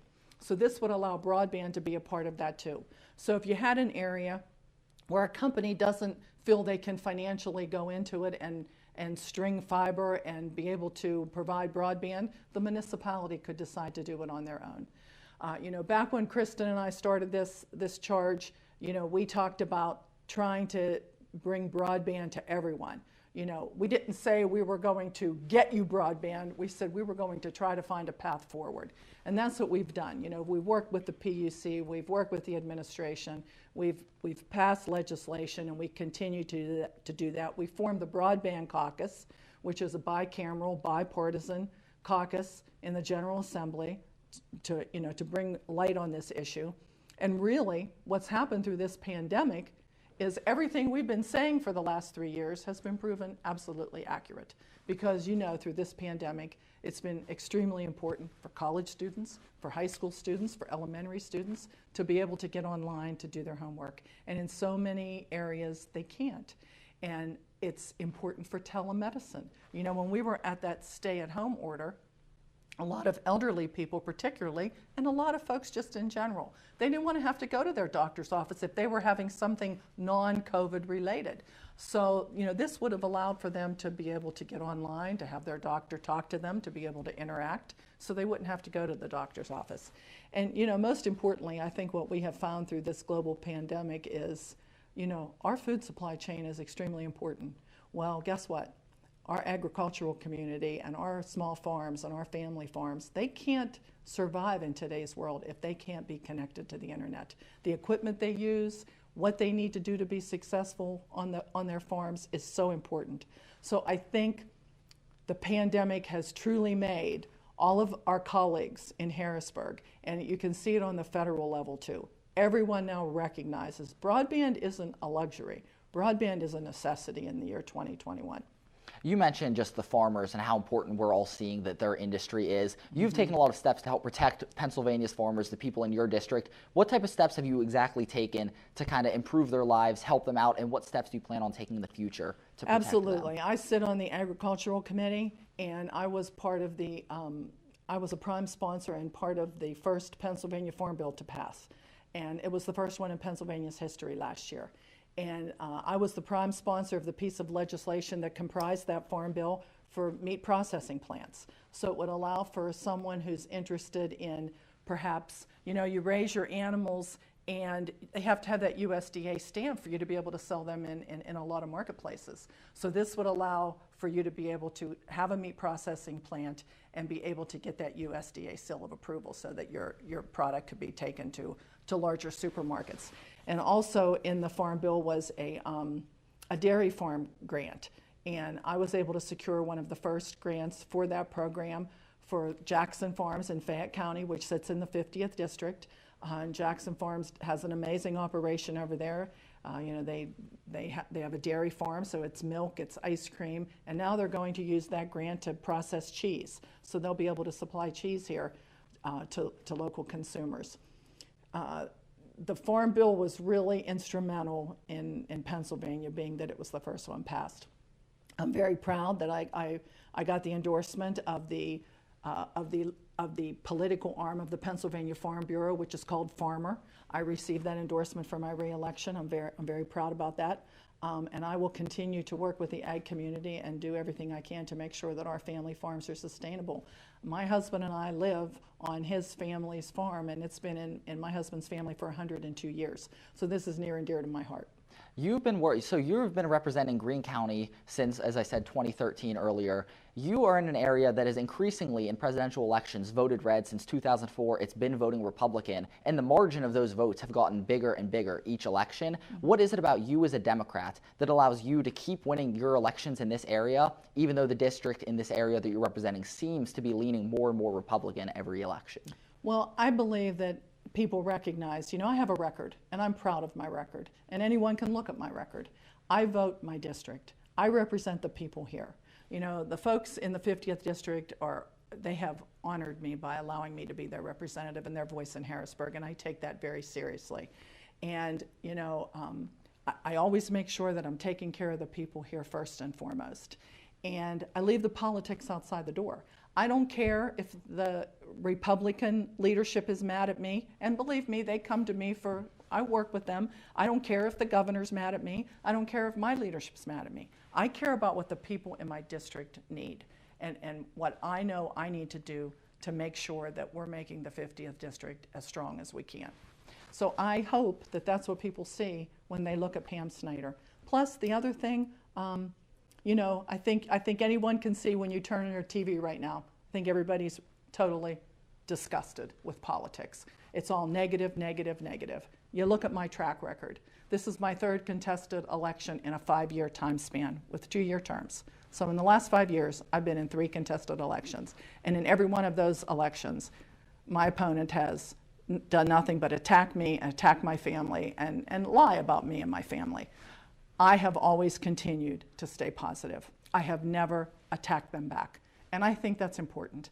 I want my kids and my grandkids to be proud of what I do in my public service sector. I want everyone's kids and grandkids to be proud of what I've done. That's important to me. And I think we need to change the way we do our campaigning because we are not setting a good example for the next generation. So you're currently, as you mentioned, you're in a contested election right now. You're running against Larry Yost. What would you say separates you from Larry Yost? What would you guys say is the biggest difference between you two in terms of your campaign and your ideology? Well, first of all, my campaign's a positive campaign. His is a negative campaign. My campaign has been fueled by local donations and by people right here in the district. His has been financed by a dark money group from Harrisburg and Philadelphia. So I think that sets us apart first. The other thing I think that really sets us apart is experience. I have the experience to do what the people of the 50th district need. I have the seniority, the relationships, and I think that's important. When someone comes to my office, it doesn't matter if it's a state issue, a county issue, a federal issue. I worked 8 years for a United States congressman. I served as county commissioner for 9 years, and I've been a state rep for 8 years. And I was a county employee before that and worked in the private sector for a few years. So I have experience on all levels of government. So if someone comes to me for help, even if it's not a state issue, I know where to direct them. I know how to advise them. I know how to try to get them the help they need. And that's important. In government service and public service, relationships are very important, and I have those relationships with people, so I'm able to cut through the bureaucratic red tape and get things done for folks. If you win re-election, this is going to be our final question. If you were to win this re-election, if you could accomplish one thing in your next term, what would you want that to be? Well, I would like to get broadband for all, but I also want to continue to push the bill that I have that I partnered with 2 Republican women in this session with. It was House Bill 1200, and what it would do, it would eliminate your school property taxes on your homestead only, so that it would allow our senior citizens to not be threatened by losing their homes, and it would incentivize young people to be able to move here and build homes here. And the revenue for our school district, because I'm a big proponent of public education, huge, so I don't want to do anything that would take away from them, but we would make up that revenue through a small increase in the personal income tax. And I think that's much more fair and much more stable, and it would allow for our tax base to grow here in the 50th District and all across the Commonwealth. Thank you to Representative Snyder for her time as well. Speaking of that local race here in the 50th Legislative District of Pennsylvania, we'll go to our local race expert tonight, and that is Jared Weicker. He's standing by in the Yellow Jacket office. Jared? Thanks, Dylan. We currently don't have results for Pennsylvania House Representative races right now, but we will hopefully have updates for you later in the night. From co.green.pa.us, the Greene County website, the Greene County Ballot Counting Committee will commence the counting of absentee and mail-in ballots for the general election tomorrow, Wednesday, November 4th at 9 o'clock. So we will have to see results later for absentee ballots. Greene County Board of Elections will commence the counting of canvass votes cast at the November 3rd election today, all through Friday, November 6th at 9 a.m. Mike Belding, chairman of the Board of Commissioners and the Election Board, has talked about the results of the election and how they will be delayed because of recent court decisions allowing mail-in ballots to arrive at the elections office up until 5 p.m. on Friday evening as well. Our goal is to have the ballots and accurate voting results available by Monday evening, November 9th, according to Mike and the Greene County website. Dylan, back to you. Thank you, Jared, for that update on the local race here in southwestern Pennsylvania as we continue to monitor what's going on around the country tonight. Of course, our focus is with the presidential race, Rachel and Drew. Since we have a minute now, let's kind of take a look at what we've seen so far and where we're at right now. Drew, what are you seeing things, how do you see things playing out here so far? Yeah, so Florida and Georgia, both really close. And, you know, a lot of what we've reported already that have been called to the respective candidates is stuff that we expected. And so we're not seeing a lot of crossover yet. We're not seeing any candidates taking away expected states yet. So pretty cut down the line right now as far as the states are concerned. It'll be interesting to see, though, PA in and counting. That's a huge one. Florida, we'll see how that plays out. It's very close. An edge to President Trump right now. Also in Georgia, the same scenario. So we'll see. But it's been interesting so far.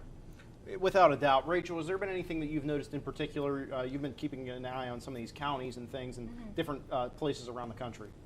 Yeah, like Drew's saying, we're kind of just seeing a lot of the predictions that we thought that we're seeing in some of the states. We just saw Florida go to Trump. It was one of our big states. It was kind of here and there. We weren't sure who it was going to go to. It was back and forth. So we are seeing a lot of close races and votes coming in right now.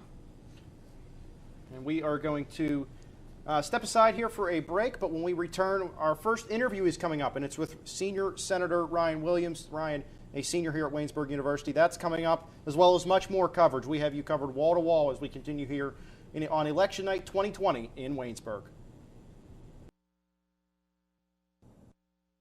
Welcome back to Election Night 2020 here in Waynesburg. Next, we'll go for a Senate update. We'll go to our Senate expert tonight, Lachlan Loudon. Lachlan, the latest in the Senate. Thank you, Dylan. Well, we have two new confirmed races. We have Richard J. Durbin, the Democrat, winning re-election in Illinois, and then he beats Mark Curran, the Republican, and David Black of the Green Party. Then we see Oklahoma has also been called. The Republican Jim Inhofe wins re-election in Oklahoma, and he beats Abby Broyles, the Democrat, and Robert Murphy, the Libertarian. And we have some other races that are just heating up. Texas, we currently have Cornyn with the 49.7% right now. He is leading Texas, the incumbent.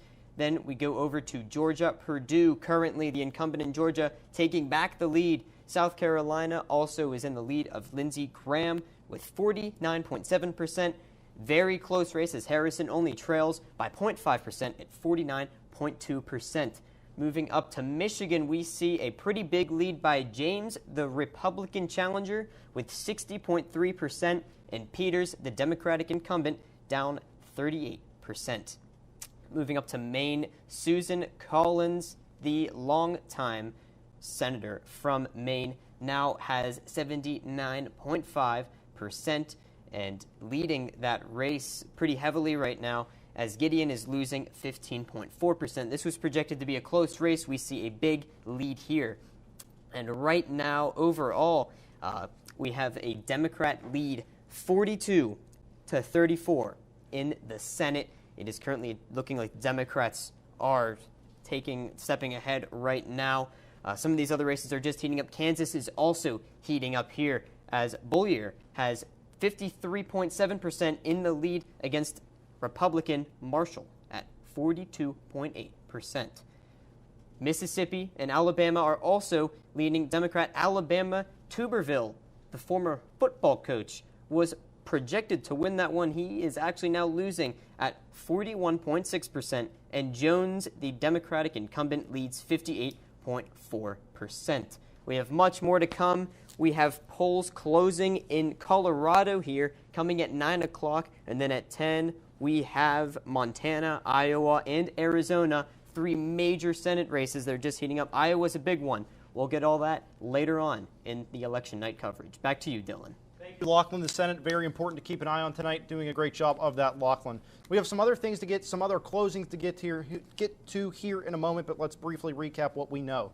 President Trump has won the following states: Indiana, Kentucky, South Carolina, West Virginia, and also unofficially things very tight in Florida. We're keeping an eye on. We're hearing reports he's won Florida. We are not calling that yet, though. We'll keep a close eye on that race. Joe Biden picking up a handful of states tonight as well so far, including Vermont and Virginia, both being called to his favor. Virginia typically leaning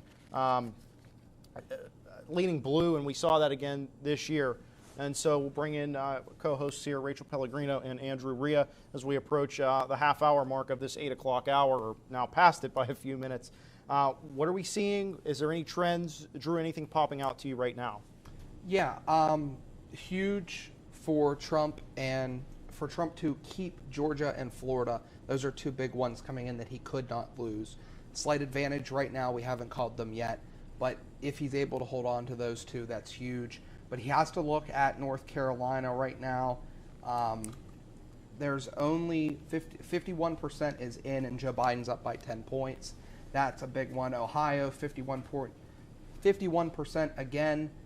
Joe Biden up by close to 12 points there. So those are 2 big states that Donald Trump cannot afford to lose either, and that's according to the Associated Press. So, we're watching those key states as more roll in that we've expected. And it's close. It's not going to be a runaway. As long as Donald Trump can hold on in Georgia and Florida, I think that takes a Biden landslide off the table. Rachel, one thing that we want to talk about here real brief is COVID-19 and the impact that it has had. We're seeing some votes in some states that are important maybe swing because of how President Trump handled it. We're hearing different reports. Do you see this playing a role as the night continues? Yes, COVID-19 is definitely going to play a huge role in the election this year, especially how Trump has handled it. And as we saw in the presidential debates, some of the policies that they both want to go forward to with coronavirus in the next year if they do win the presidential election. And both candidates, obviously, Vice President Biden, in the past, he dealt with the swine flu, and President Trump presently with the coronavirus. So it's important to for voters to look at the policies that Vice President Joe Biden did during his term, and then what Trump did with the coronavirus during previously. Okay, so we are ready for some more poll closings. One state closing at 8:30, and we are prepared to call it. Let's take a look at our board here and see what we have with the state of Arkansas. That is the only one closing at 8:30. 6 electoral votes up for grabs in Arkansas. And WCTV projects that Donald Trump has won that state. This is the home state of Bill Clinton, which he won twice, but it's now a safe Republican state.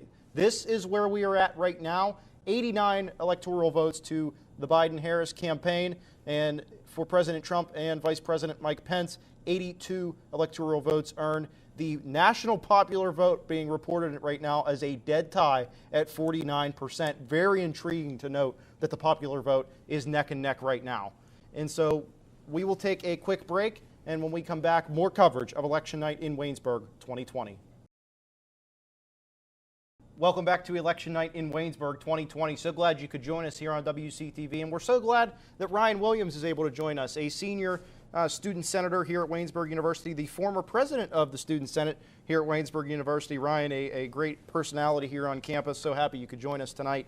Let's talk about the impact of being a one-term president. You served one term on the Student Senate, and what do you believe about that philosophy that might make things more effective in the long run?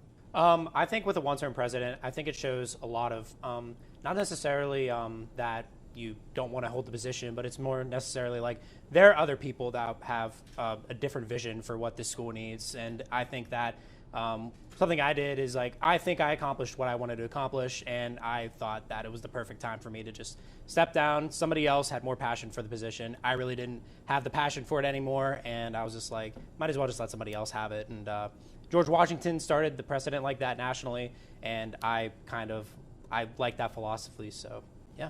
And then because you were a former president, I just kind of want to ask you about presidential behaviors and demeanors, because as we're seeing in the presidential debates, their demeanors and behaviors were pretty important and showed to voters kind of like just their personality and kind of like if they want to vote for them or not. So as a former president, what do you think do you think the behaviors and demeanors are important? I think, let me go by both candidates. So for Donald Trump, I think where he struggled was Twitter. I think a lot of voters, even people that are supporting him, struggle with his tweets. They come off as very immature, very harsh and non-presidential. And I think that there are a lot of instances with Joe Biden in person where he would directly insult some voters, some just regular normal people. But I think from both candidates, they're both old white men, and of course, like naturally, they're going to get a little grumpy at some point. So I think a lot of times we saw that their demeanor really didn't show, and I think it shows that there might be a big disconnect with what the people want and what the presidents think the people want. And that's a big thing with communicating with people and actually trying to just like be presidential. Don't try to go too far off the rails. I want to circle back. I'm sorry, Rachel. I want to circle back to the one-term thing real brief. You talked about how it affected you and how you felt with it. How do you think that translates to maybe a national race? I think with a national race, I think it shows that, that's a good question. So what I think it would show is that, well, I mentioned the George Washington example, and it shows that I think, let's say President Donald Trump were to just say, I'm only going to run one term. I think it shows a level of he's not power hungry. He's not looking to just hold on to that power. Because you see a lot of times, there's a lot of people come in. Donald Trump came in as non-establishment. He came in as a non-politician. And he basically was just like, look, I'm in here to do what you want. And so I think what being a one-term president does is basically say, look, I'm not power hungry. I've done what I wanted to do. Now it's time for somebody else to let do. And also looking into the national election, aside from behaviors and demeanors that are important to voters, is also the policies. So what policies do you think voters are really looking out for in this election? Oh, man. Well, you brought up COVID. I think COVID mainly is a state-by-state issue. That's really hard to kind of attack on a national scale because you have Florida, of course, they really want to reopen, while you have states like, let's say, Massachusetts, they want to stay locked down. I think an important policy, especially with middle America, is natural gas, fracking, oil, and stuff like that. And there's definitely a stark difference between that, also with illegal immigration, gun ownership. You see gun purchases have gone through the roof in some states. And I think a lot of things is maybe tax cuts, maybe taxes. There's a stark difference. So it's going to be interesting to see like this stark difference in where the country starts to lean. Let's see if it goes Biden or if it goes Donald Trump. Now, Ryan, talking about other policies, other issues, do you think there is a particular thing that either one of these candidates supports that they've done well at? Because they've struggled oftentimes to get their point across in those debates that Rachel kind of alluded to. So I guess my conciser question would be, how effective have these presidents been in these candidates, been in presenting their platforms? So I think one issue that President Trump's done really well on, but has not done a good enough job at even trying to get it to the people, is with peace deals with foreign nations, especially in the Middle East. And that's been a big issue for a lot of people, is they've wanted to get out of the Middle East, yet no president. Barack Obama campaigned on that, yet he did nothing about it. And then you got President Trump. He's actually, at the beginning of his presidency, he was launching missiles at a lot of Middle Eastern states, but now he's actually starting to get peace negotiations, and that's a lot of things that people want to see, but the media hasn't been posting about, and Donald Trump's done a bad job with that. I think that another good thing that Donald Trump has done, especially with what he campaigned on, was, of course, tax cuts. I don't have to go too much into that, but with trade deals, he talked about bringing jobs back, and he basically attacked NAFTA, TPP, and basically reversed all of those decisions, reformed them, and he brought a lot of jobs back. And I think that's what a lot of voters are looking at is, yeah. And looking into the juxtaposition of that, what do you think some of their weaknesses are going to be? I think going back to Twitter, Donald Trump's weakness is Twitter. Another issue is a lot of people are looking at his COVID reaction as nationally as did he handle it very well, because there are a lot of instances where you have the experts saying one thing and then you have Donald Trump coming out and saying another thing, and he flip-flops on his opinions on a lot of things. I think Donald Trump does a bad job with that. I also think one thing that he does really poor with is that he panders too much to his base. He really doesn't do a good job of trying to find middle ground. I think one thing with Joe Biden is Joe Biden struggles with trying to build excitement. You see a lot of the rallies. There aren't a ton of people at Joe Biden rallies. Another thing that Joe Biden struggles with is his past issues with race. You saw with his 1994 crime bill, incarcerated way many black Americans than other demographics. And I think another thing is his history on a lot of issues, especially with fracking and oil, a base that him and Obama won overwhelmingly, and now they're starting to go heavy Trump, especially with what he said at the last debate. He said he would get rid of the oil industry or shift away towards it. Final question for you, Ryan. Coming up next, we're going to talk to Sam Robb, a former Libertarian presidential candidate. What is the role of a third-party candidate in a 2020 modern day election? Is there room for a third party to start to come in here? I really hope there's room for a third party, because I think too much we're seeing the establishment really take control of the narrative of America. You see the GOP for the longest time, they've picked their candidates. The Democratic Party's picked their candidates, and those are the only two we see. There are more options. There are more ideologies in America, and I think there really needs to be much more national attention to third parties, not just Libertarian Party, but so many other parties like the Green Party. And I think it's important because it acts as a big check, a big check on the two-party system we have now. Ryan, thank you so much for your insight. Ryan Williams, a former president of the Student Senate here at Waynesburg University, a current senator here in his senior year. Ryan, thanks again for your time. Now we will go to Matt Mansfield, who is in studio to break down the latest polling numbers here on election night in Waynesburg. Matt, what do you have for us? Right now, we're seeing a lot of, the early polling results. We can't be 100% sure of what's going on and who's winning what states. But at the moment, it looks like Texas has been one of the more interesting states. It's a consistently red state. But Joe Biden has done a lot better in polls than you would have anticipated. And in Denton County, Texas, Trump is up 7% with 98% of the vote counted. He won that county by 20% in 2016. So for Joe Biden, that's a really good sign that he has cut the gap in Denton County. And another one of the key places is Harris County. Harris County, already Joe Biden has 81,000 more votes received in Harris County than Hillary Clinton did in all of 2016. So that's one of the key places you've seen things.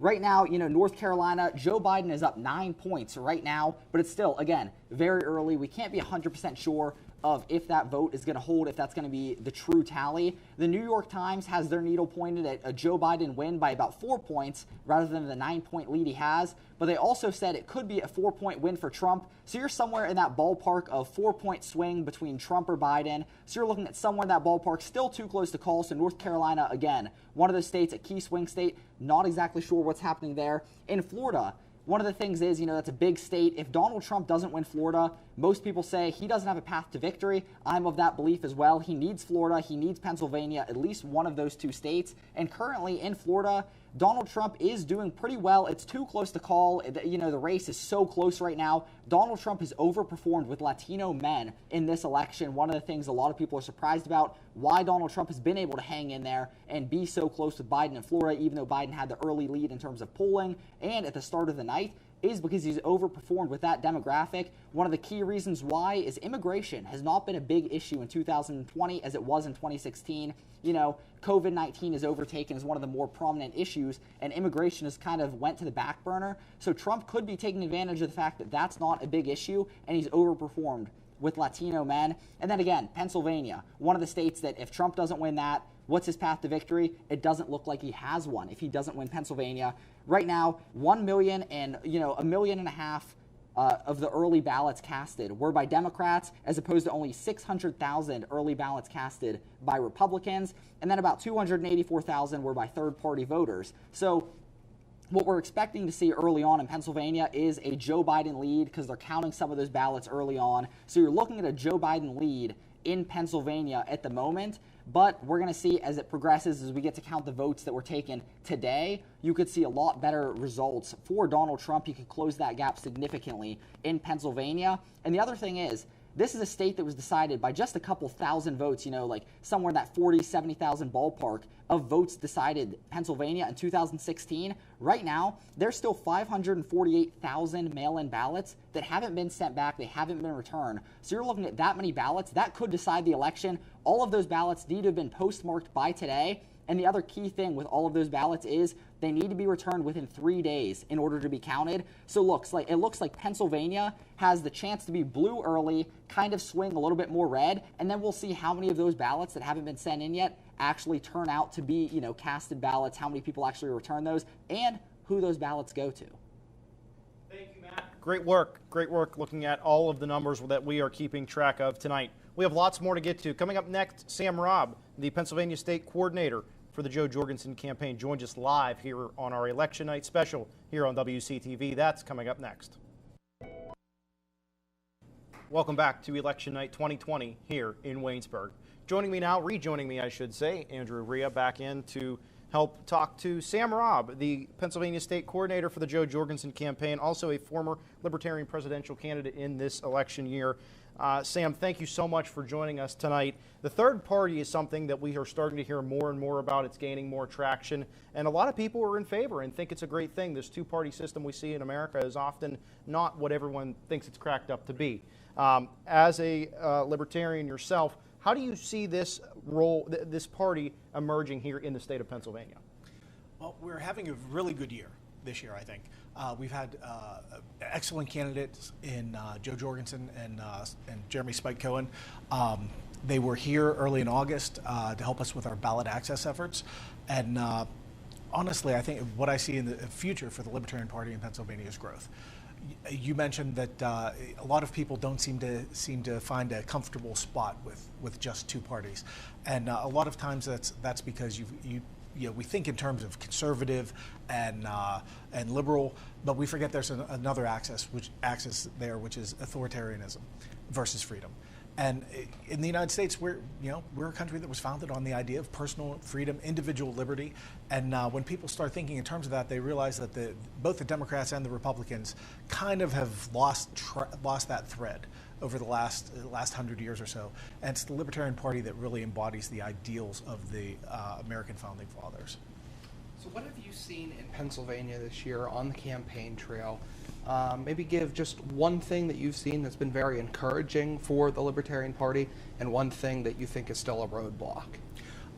One thing that's been very encouraging was the tours that Spike and Dr. Joe did when they came to Pennsylvania. I mentioned they came in early August to help us with our ballot access, and we saw a tremendous turnout. In some places, 100, 150 people in little towns that, honestly, you would think, do they even know what a libertarian is here?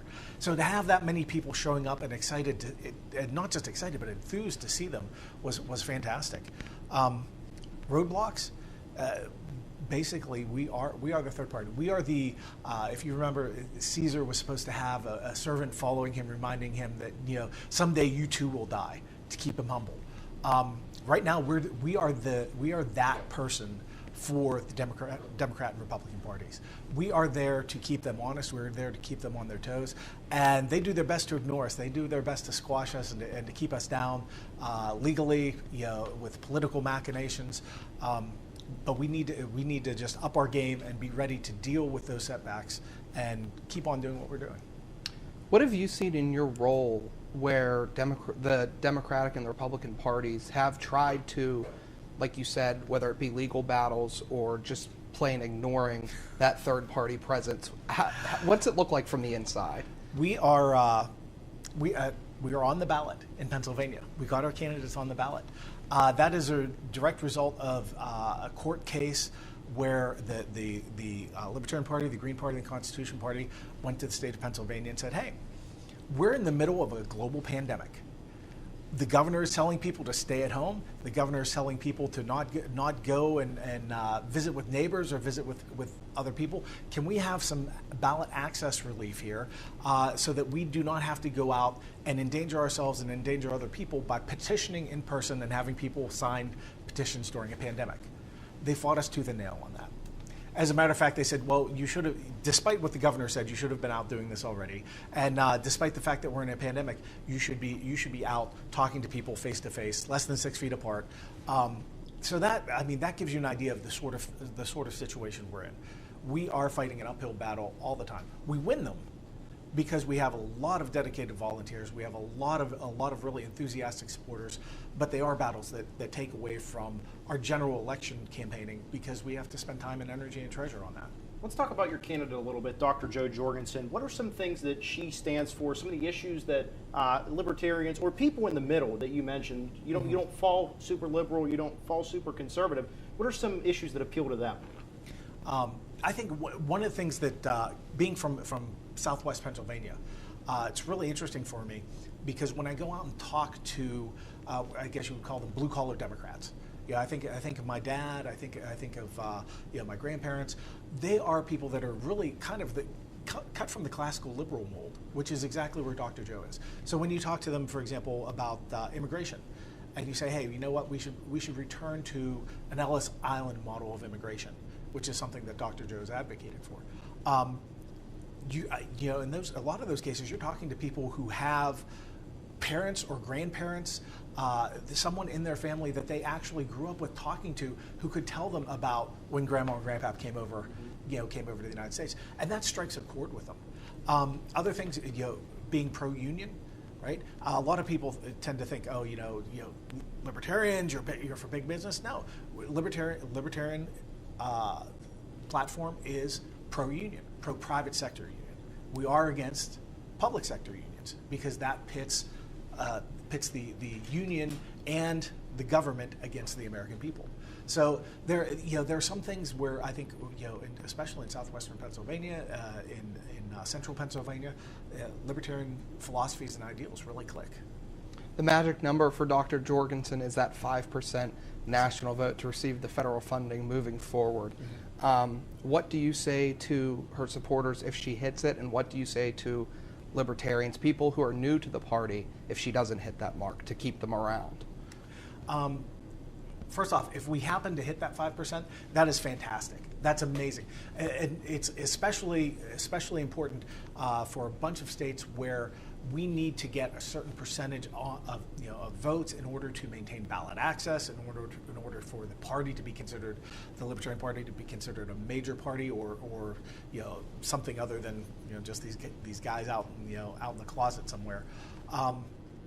There's some dissent as to whether or not we would take any sort of matching funding that comes with the 5%.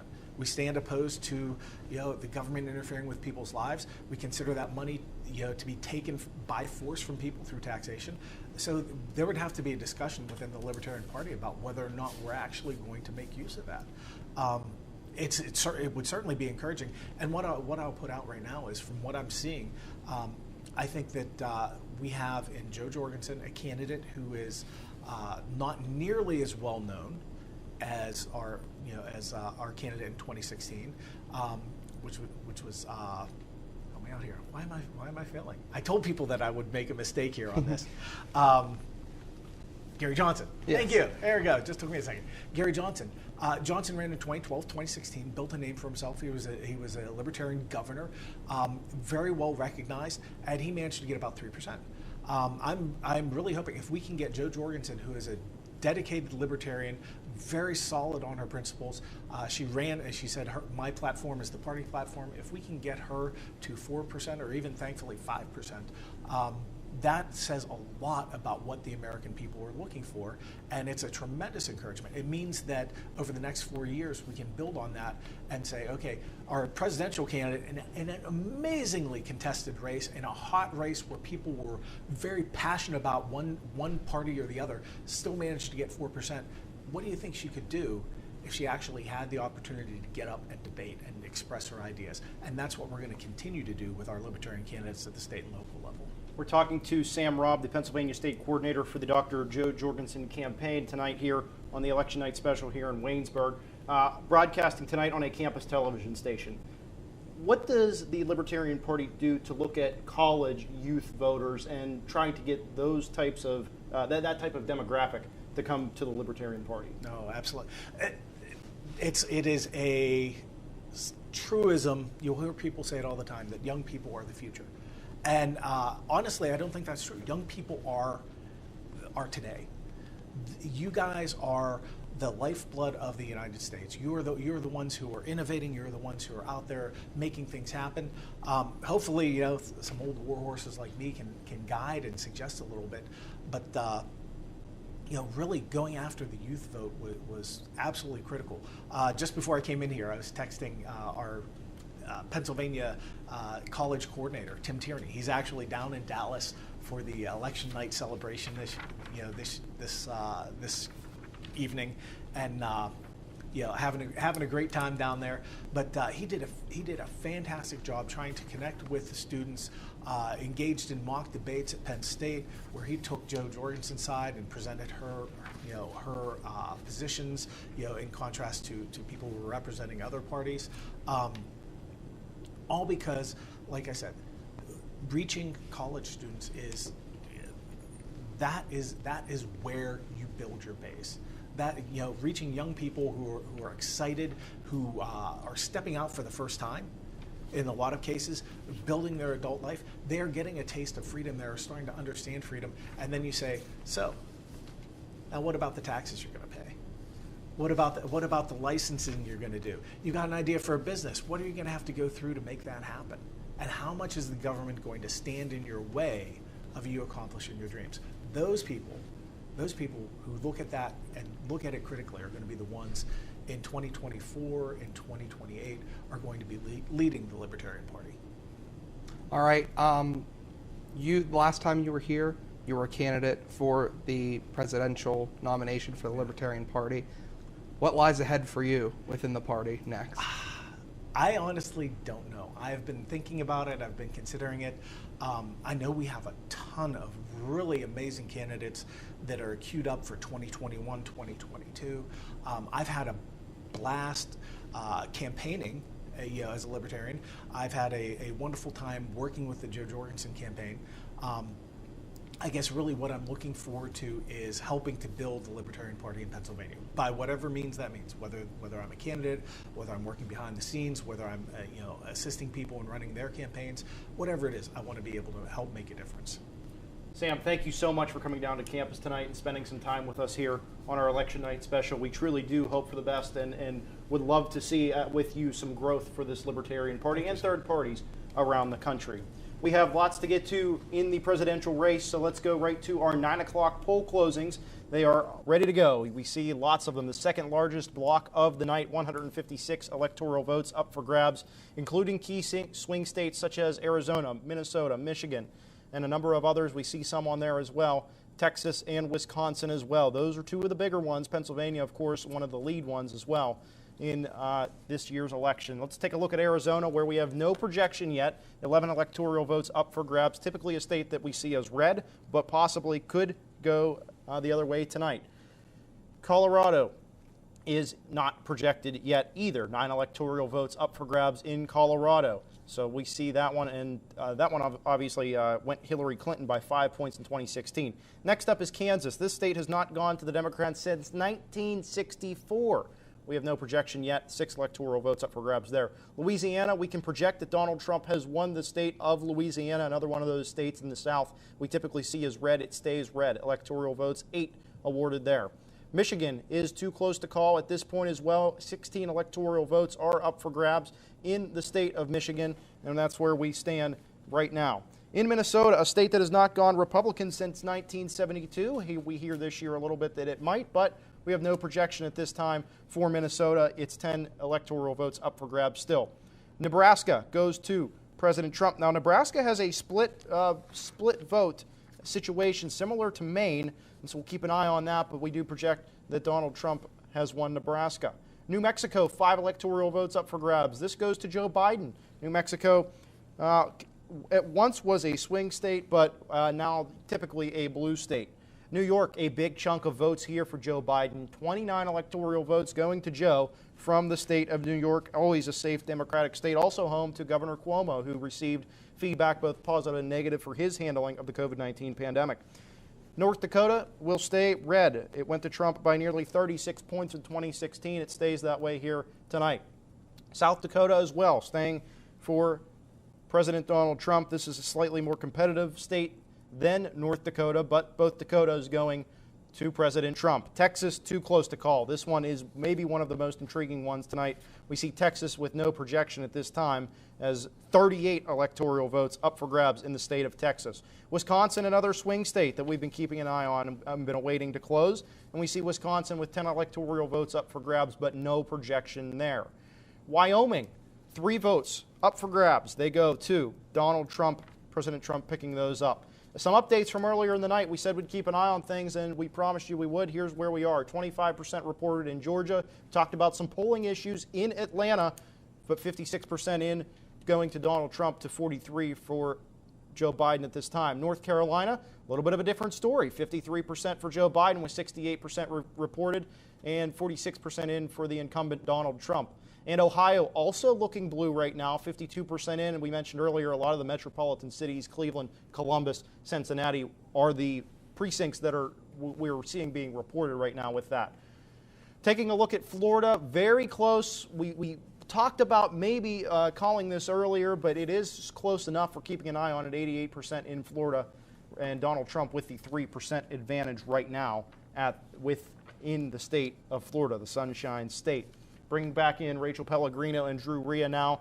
We're seeing some momentum. We're seeing some numbers starting to come in. Not as many troubles as I might have expected originally with some of these, polling situations. Obviously, a lot of mail-in ballots to count. We've talked about that. But there's also been a fair amount of states that have come in so far tonight. Yeah, the one that caught my eye was Texas. Going into tonight, 270 to win had Texas as a leaning Republican state, not a swing state. But according to 538, Trump was up only just 1%. And so to me, and with how close it is tonight, I think you have to look at Texas as a swing state now and in play. That is one without explanation that Donald Trump cannot lose. If he loses Texas, he essentially doesn't have a path to the presidency. Rachel, any thoughts on I'm sorry. Any thoughts? Yeah, just looking at Texas and Florida, because right now we are seeing that they're going back and forth. Trump is ahead in Florida by a little bit, and then also Biden is ahead of Texas a little bit as well. But also, as polls are slowly closing and mail-in ballots are being counted, a lot of the states are rolling in and seeing things as much as we expected and projected. It's very fascinating to see this all unfold live. A lot of people weren't quite sure what we would see tonight, and we're seeing things all over the place. Right now, just some numbers, courtesy of ABC News. We have in the House, Republicans with 148 to the Democrats 128 electees into the House of Representatives. So we're keeping an eye on that race as well. And our updated total continues throughout the night here on WCTV as well, as our coverage continues along here on Election Night 2020. Drew, are there any other points that you're seeing right now that are just, we talked about some of these upsets, some of these swing states that could go. Nothing has popped off the page yet, though, that people were just like, wow, didn't expect that one to come. No, nothing really so far. I'm still watching North Carolina, according to the Associated Press. Joe Biden up just over 4% there with 78% reporting. Ohio still at 59%. PA still only at 9%. I mean, it's too close to call in a lot of these states right now. But that's what it's going to come down to. We'll see the expected ones continue to roll in throughout the night, but we have to keep a close eye on these states because this is where the election will ultimately be decided. We are ready for an update from Lachlan Loudon. He's standing by with the latest from the U.S. Senate. Lachlan, what's going on in the Senate right now? Thank you, Dylan. Well, we just have 4 new seats that have changed, or that have been called, I should say. We have Tom Cotton, the Republican from Arkansas, who has been re-elected. He beats Ricky Harrington, the Libertarian candidate. As we just had Sam Robin here, a Libertarian. Seeing a Libertarian on the ballot is very interesting, coming from someone that we just spoke to, a Libertarian in Pennsylvania. Unfortunately, he lost in Arkansas for the Libertarians, but the Republicans were re-elected in Arkansas. In South Dakota, we also saw a Republican, Mike Rounds, winning with 75%, beating Dan Allers in a landslide. And then we go over to Wyoming, which is also just called. Cynthia Lummins wins the Republican. She won Wyoming just now. And then right next to Wyoming, Nebraska has also been called. Ben Sasse wins with 56.7% in Nebraska. And we have some other very close races here moving down, especially throughout the southern United States. Texas right now is only about 4%. We have Cornyn with 50.9% and Hagar at 46.8%. That seat in Texas, the Republican incumbent, is being challenged here. Only a small, with 55% of the vote counted. It is a very close race. Going over to Louisiana, we have a strong Republican lead with Cassidy. And then in Mississippi, Republicans lead once again there. Alabama, Tuberville is leading, pretty steady lead with 59.9%. And Jones, the Democrat incumbent, with 40.1%. This is only 6% of the vote, however. In Georgia, we see 57.7%, with Perdue, the GOP Republican incumbent, in the lead, and then Ossoff, the Democrat, with 40.2%. Right now trailing behind with 35% of the vote counted. Many other states like Maine, we see Susan Collins, her lead is shrinking just a little bit. She's at 57% right now. And then Gideon, the Democratic challenger, has 36.3%. And then moving over to Michigan, we have another possible upset here where Peters, the Democratic incumbent, is losing. He has 39.6%, where James has 58.6% there. Moving over to North Carolina, this is another very close race. Cal Cunningham at 49% and Tom Tillis with 46.9%, the GOP incumbent. The Democratic challenger Cunningham is coming up close here. 78% of the vote is in right now expected, so that race may be decided here shortly. We have a lot of special states here being announced. Montana is another close race. That will be announced, or that will be, I should say, the polls there will close at 10:06, or 10 o'clock rather. I'll get to that at 10:06 here on the Senate update. Iowa is another big one. That one is very important. That one could be flipped to Democrat. And then we have Arizona, which is another big seat. That one also puts McSally at a potential Democratic seat gain. And right now, the Democrats lead the Senate right now, 42 seats to 38 Republican seats.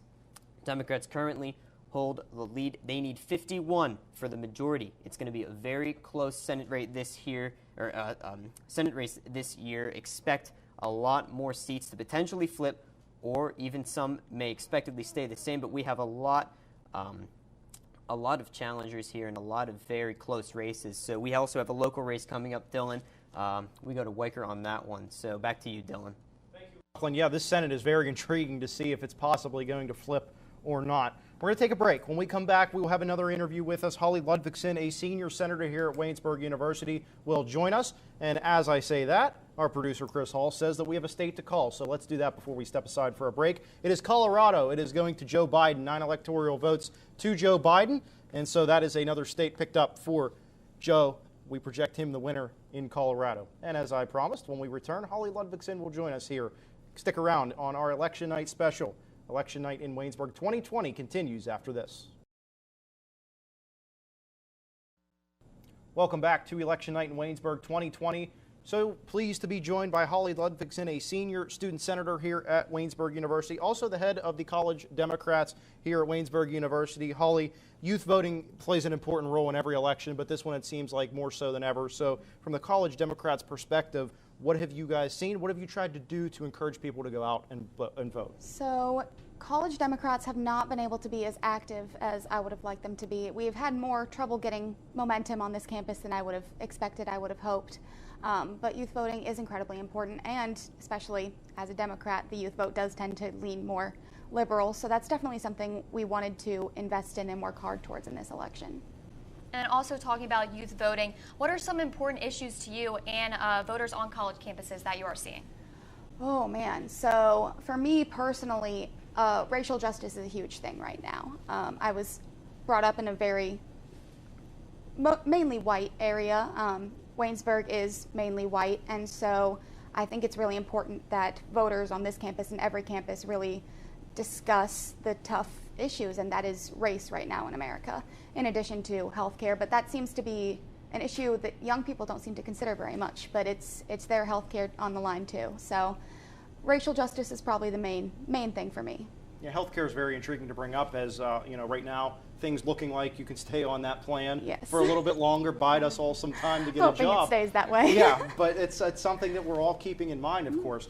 You also mentioned where you're from. This is very intriguing. You're from Nebraska, which is a split district voting system. Only one of 2 states in the country that does it that way. Yeah. How has that affected you, and also how did you vote this year? So I am in one of the areas where it will probably always go Republican. So I voted. I filled out my absentee ballot a couple weeks ago. It was processed. I did vote for Joe Biden. And though I did vote for him, I know that vote's probably not going to make a difference. The Omaha district has a chance of going for Joe Biden. It did go for Obama in 2008. So hopefully the Omaha district could swing, but I'm in the more red district. And you did say that you voted for Joe Biden. So what were some of his strengths that you saw during his election campaign?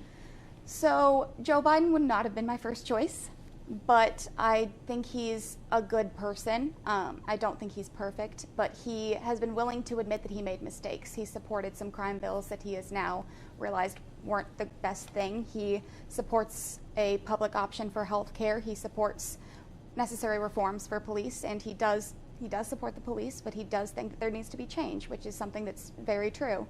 Healthcare, racial justice, the environment. The earth is dying. The entire West Coast is on fire most of the time. And Joe Biden wants to actually do something about it and listen to the scientists in every aspect, whether that be healthcare, whether that be coronavirus. He wants to listen to the scientists. Has your political perspective changed coming to southwestern Pennsylvania and being in Greene County? Not so much what the atmosphere is here, but how much does a move like that shift that perspective?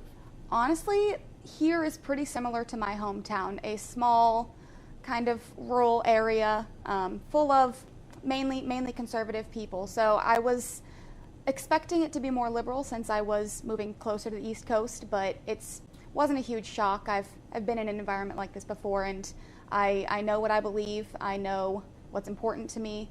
And so while coming here has been challenging, I'm still strong, and I believe in what I believe in. And as we discussed, you are from Nebraska, which only has 5 electoral votes.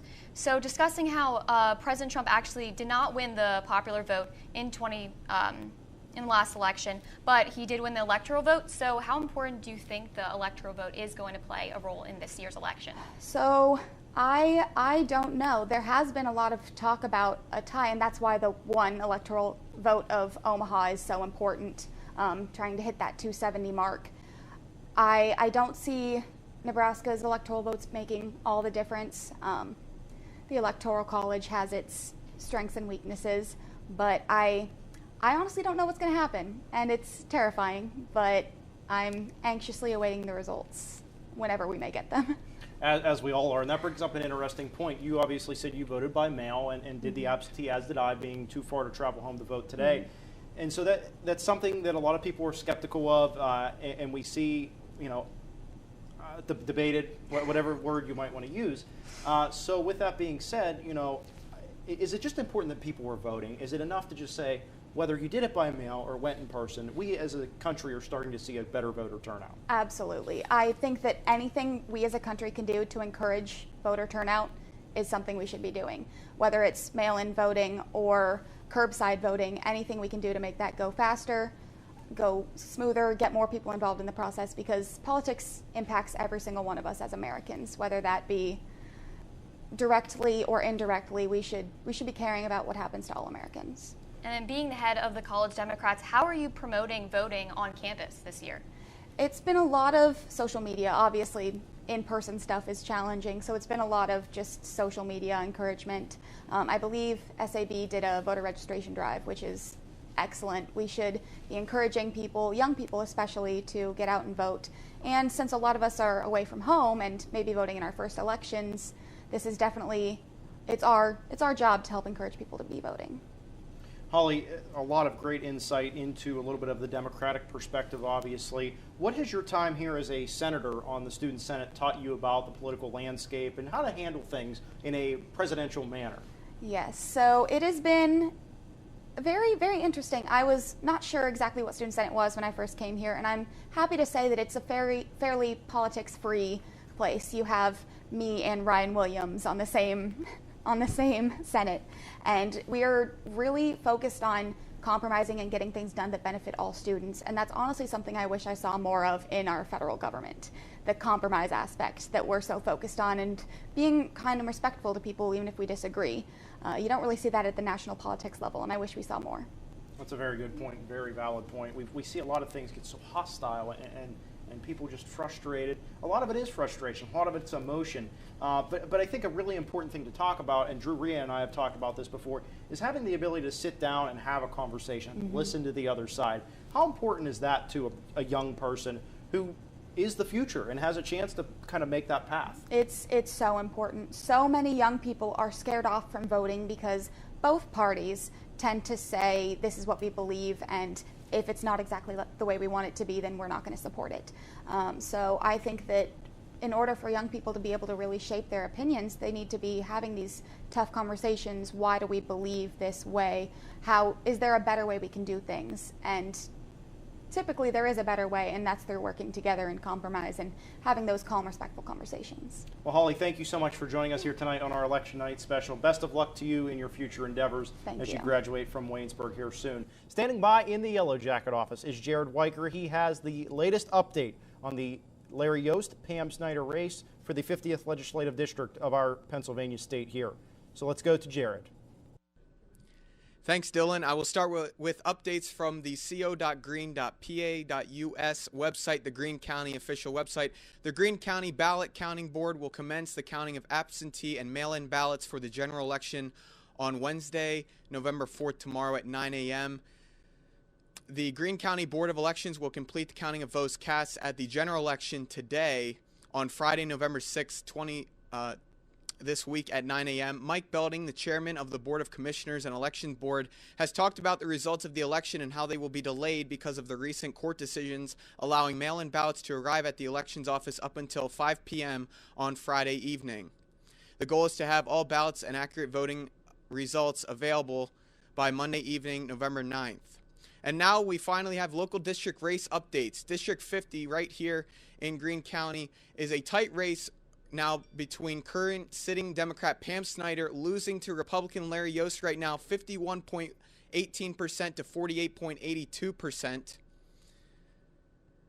Mail-in ballots are being counted along with election day votes. Snyder trails Yost by only 79 votes right now, 1,719 votes to 1,640. Incumbent Republican Timothy O'Neill trails Democrat Harlan Schober in District 48, 54% to 45%. Democrat Randy Barley currently leads incumbent Republican Donald Cook in District 49, 65% to 34%. No results yet for District 51 between Democrat Kevin Jones and the incumbent Republican Matthew Dowling. Same thing for District 52 with no results for Democrat Harry Cochran or Republican Ryan Warner, who currently holds the seat. And Donald Trump leads Joe Biden in the national results so far right here in Greene County, 80.6% to 18.5%. Thanks, Jared. Very intriguing race right here in our own Greene County. Standing in studio now, or sitting I should say, is Matt Mansfield. He has an update with the latest polling numbers going on in the races tonight. Matt? This has been quite the night, obviously. Still don't know a ton. We have a little bit of information about, pretty much every state, but we don't have enough to call what's going to happen throughout the night. At this rate, it looks like we won't have either candidate reaching 270 electoral votes. It looks like neither candidate will be safe in terms of taking home the win tonight, which is expected. But that's one of the big things that we're going to figure out is, as time goes on, these swing states. Right now, Texas, a state that not many people expected to be a swing state way before the election cycle started. Joe Biden has closed the gap. Biden's got a 3% lead in this state. A lot of the metropolitan areas are the ones reporting right now. So that does favor Joe Biden significantly at this point. Another big thing for Joe Biden in Texas is he's having the best performance among white voters out of any Democrat since Bill Clinton. So Joe Biden is definitely overperforming expectations in Texas, but we're not sure if he's going to be able to pull out the win in that state. Joe Biden also doing very well in Ohio. He's got a 9-point lead at the moment. Obviously, that is expected to slip down just a little bit. He is about 95% of the Cleveland metropolitan area is reporting, and Biden is down 17 points there, but Trump won that by 34 and 16. So that's another area where Joe Biden has closed the gap, and it looks like he's doing well in a lot of the areas that Obama won in 2012. Biden is starting to bring back into the loop and do better in 2020 than what Hillary did in 16. You go up to Wisconsin, 2 million votes from early voting still need to be counted. That's going to take a while. You're expecting Wisconsin to be probably not even tonight, looking at more of tomorrow, because they weren't allowed to count votes until this morning at 7 a.m. So right now with Wisconsin, that one's out of the picture. Don't expect too much information on Wisconsin. We'll see how efficient they are with counting votes. Jumping down to Florida, Trump is up 900,000 votes on his 2016 total, and Joe Biden is up about 600,000 on Hillary Clinton's, with 93% of votes counted in Florida.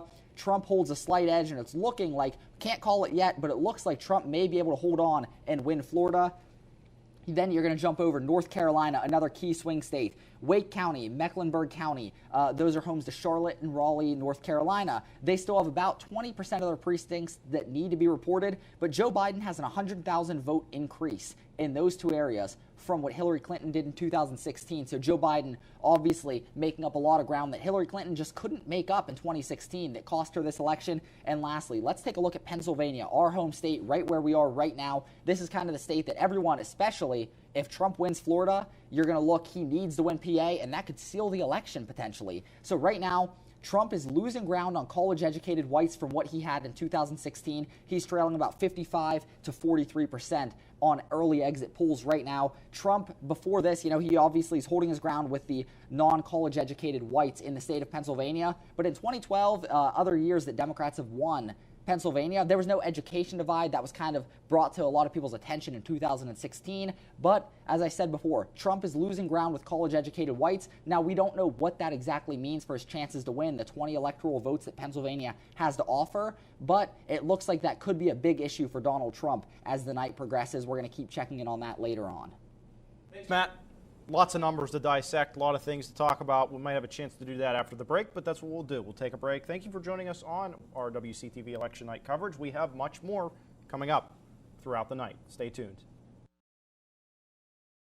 Welcome back into our WCTV studios. Dylan Cleland along with Rachel Pellegrino and Andrew Rhea here on our election night special in Waynesburg 2020. We have some updated numbers, some polls that have closed, and some other things to take a look at right now. So let's go to the big board and see what we have. Let's start with Georgia, where only 37% has been reported, and a lot of issues around the Atlanta area. 56% for Donald Trump, though, to Biden's 43%, 16 electoral votes up for grabs there.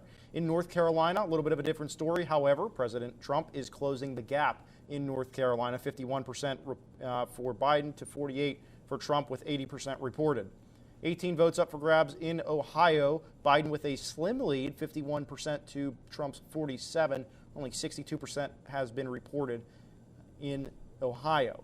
We go to Florida. We've seen this speed itself to 85%. Drew and I were talking about that, and since then it's been a crawl to see the rest of Florida's votes come in, but Trump does have a slim lead in Florida right now. In Texas, Joe Biden with a 1% lead, 38 electoral votes up for grabs here, folks. This might be the one we want to keep an eye on. It's been back and forth all night long. Still a big chunk of votes to come in and be counted in Texas. Here's a nice map for you to get an idea of what we've called, what we have seen not happen or happen so far. Drew, anything on that map stand out to you right now? Yeah, it's Texas, Florida, Pennsylvania, Ohio. 4 states that are extremely close right now that we have to watch throughout the night because, like I said, if any of those states that Donald Trump won in 2016 flipped to Joe Biden, you could see a new president.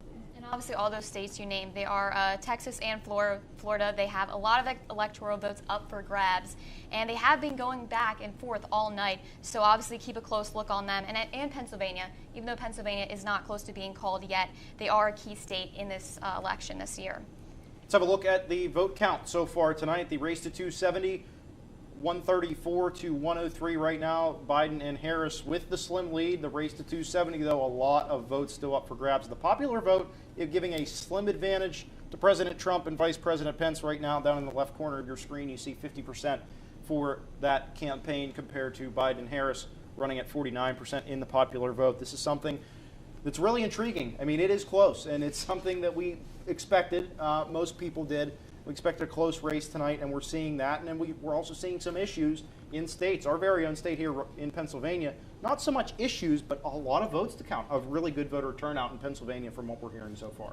And this high voter turnout, it's great, but it's going to cause a problem in how timely we're going to see the results of this election. Obviously, as we saw, only there wasn't the race to 270. Like, they were still in the hundreds. Like, there's a lot of votes to count, and it's hard to call right now because it is back and forth. Like, we see it's 50 to 48%, but it's hard to call. Yeah, and looking at that map, a lot of the states are counting already. You know, we don't have that many closings left, and so it is going to come down to those states that are counting, that are very close, and that were expected to be close. So I think that, you know, it's one of those things where you just have to sit and watch, wait, hope that everything's going well in these states that are counting ballots, because a state like Pennsylvania could be very close and could decide the election.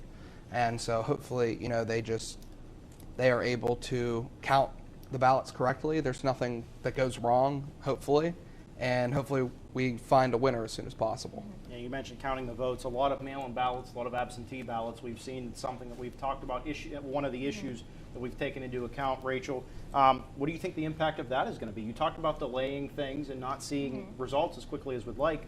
You know, is this a trade-off that we're going to have to come to in America? If we want a better voter turnout, well, we're going to have to take some more time to count the votes and do it the right way. Exactly, and honestly, I think that's a great benefit to have, like, not a benefit, but it's better to have more votes and just have like a timelier election. Like, I'm fine with waiting for results if we can get more voter turnout, because it's a better perspective of the American people. We have a lot more people's views coming in, and it's just a better perspective of who the American people want as the president.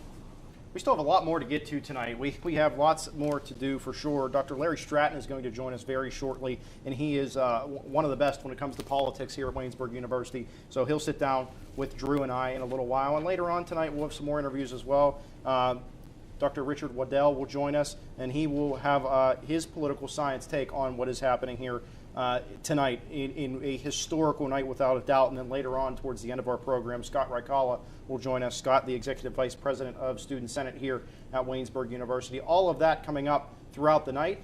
But for right now, we'll take a break, and when we come back, Lachlan will have the latest from the Senate here on Election Night in Waynesburg 2020.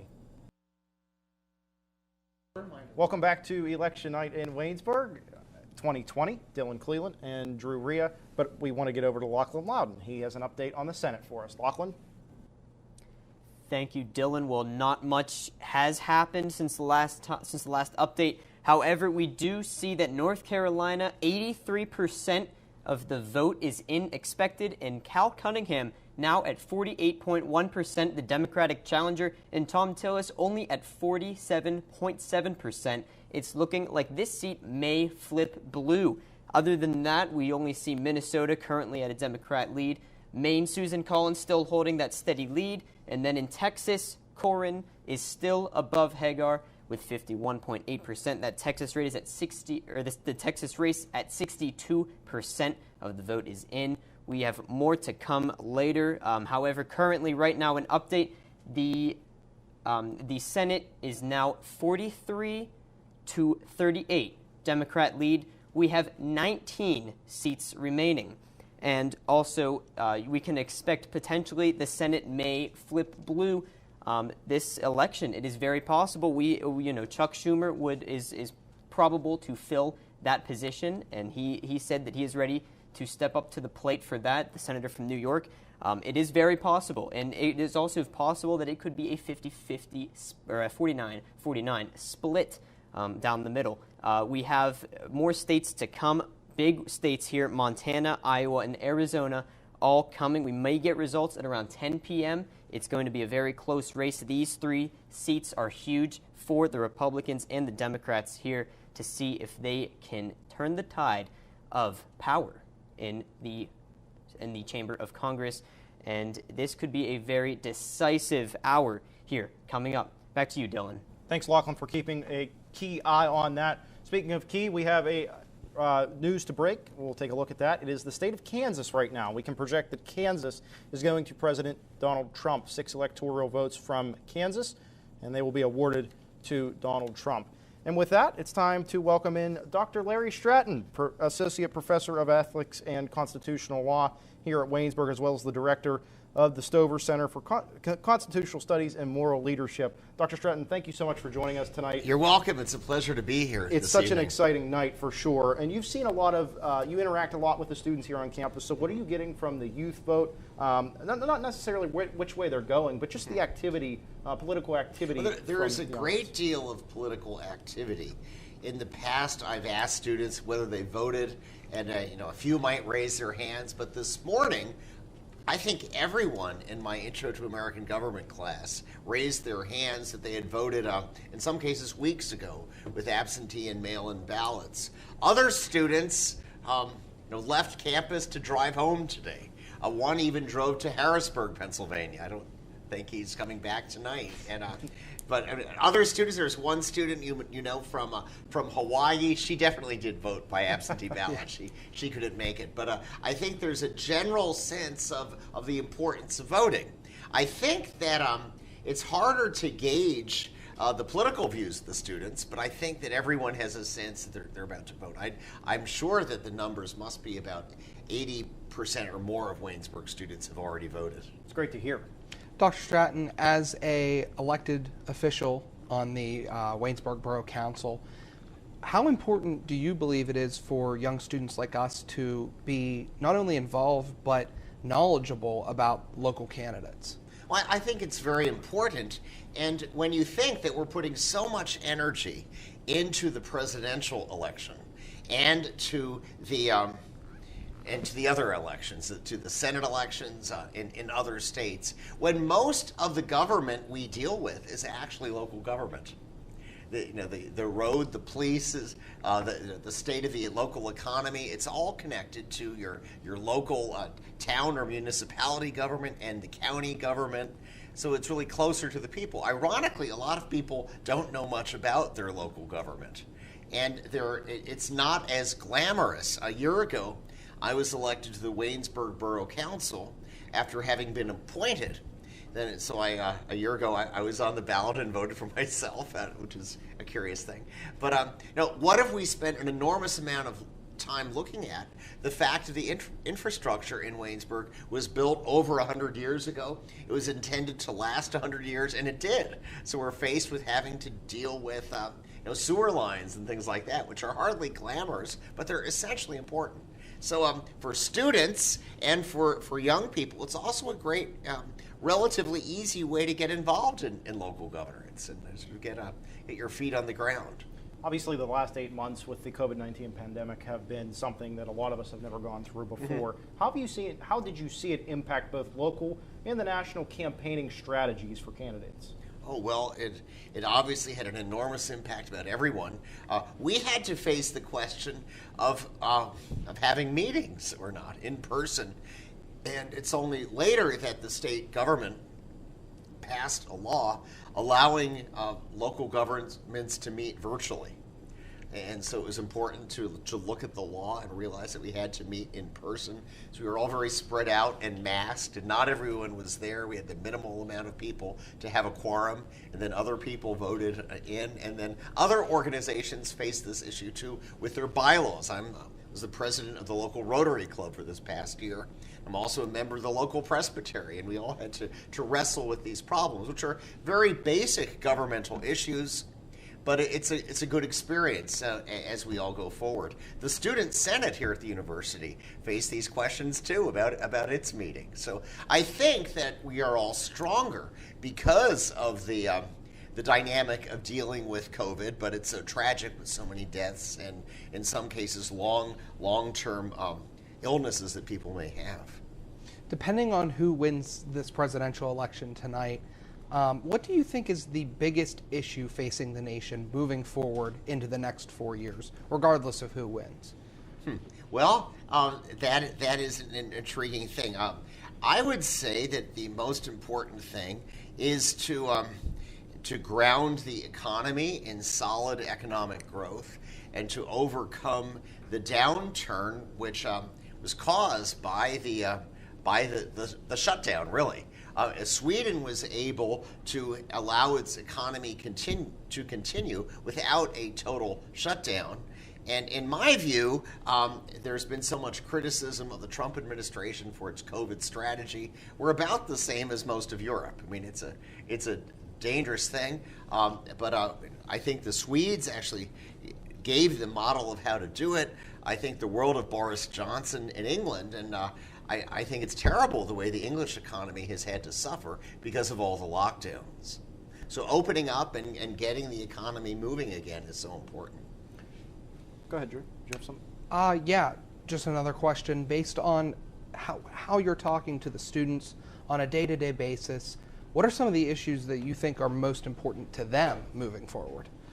I think that a lot of students, especially seniors, are concerned about, will they have a job? Will they find a job? Yes. And there's so many super students who've had wonderful internships, like the Pittsburgh Pirates, the U.S. Attorney's Office, senators, members of Congress, but they were not able to have them because of the COVID crisis. And that is so tragic. But they're a good entrepreneurial group, and they're figuring out alternative ways of demonstrating their work ethic and their commitment to excellence. In America, we often hear about the two-party system. Is it good? Is it bad? How do you view the two-party system right now, without obviously you having to share anything too personal? Do you think there's room for third parties? Is that something we should explore? There always is a discussion of, if we have a third party that would set things straight. Ross Perot had that theme in 1992. And I literally just taught about third parties this morning. They have generally no chance of winning.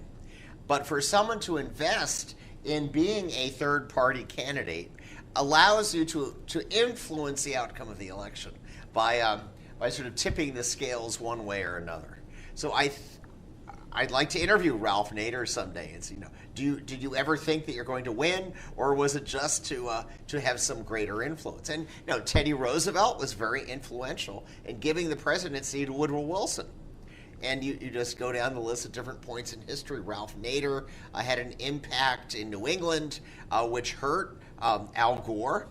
We would not have had the Florida electoral dispute were it not for Nader playing that role. So I don't think there's much future within the third-party system. And political scientists have really found that whenever you have a majority voting system rather than a proportional electoral outcome system, you will end up with two parties. So in America, it's of course the Republican Party and the Democrats. In England, it would be the Conservative Party and the Labour Party. Now, in England, occasionally the Liberal Democrats have been able to form coalitions and tip the scales, but it is rare. Now, the Republican Party initially was basically a third party in the early 1850s in the division over slavery, as there were Whigs and Federalists and some Democrats that sort of came together to form a new third party, which became the second party at that point. But the challenge is to, if a person is politically involved, to be involved with one or the other political parties to try to get them to move in whatever direction you'd want. I mean, parties are actually pretty fluid, and to survive, they have to adapt. There are some states that have passed like ranked choice voting. There's other states that have discussed proportional voting. Do you see that do you see more states jumping on that, or do you think we stay with a majority system in the future? I think we generally stay with the majority system. But as Justice Louis Brandeis said, the states are laboratories of democracy. So we're having some of the ranked voting system, which we'll see how it works. I guess in Maine there is some ranked voting system that's going on, and we'll see how that impacts the race for re-election of Senator Susan Collins. Okay. Well, Dr. Stratton, thank you so much for joining us tonight. It was a pleasure to have you on to break down some of this and really take a deeper look, because a lot of times these issues, these things that we discussed here tonight, are overlooked by the races, by the who's going to win, who's going to edge each other out. But talking about local elections and the impact of a vote are all crucial things that are very valuable to dive into. So thank you again for joining us. You're welcome. It's a pleasure to be here. Thank you. Thank you. When we return, we will have much more. Election Night in Waynesburg 2020 continues after this.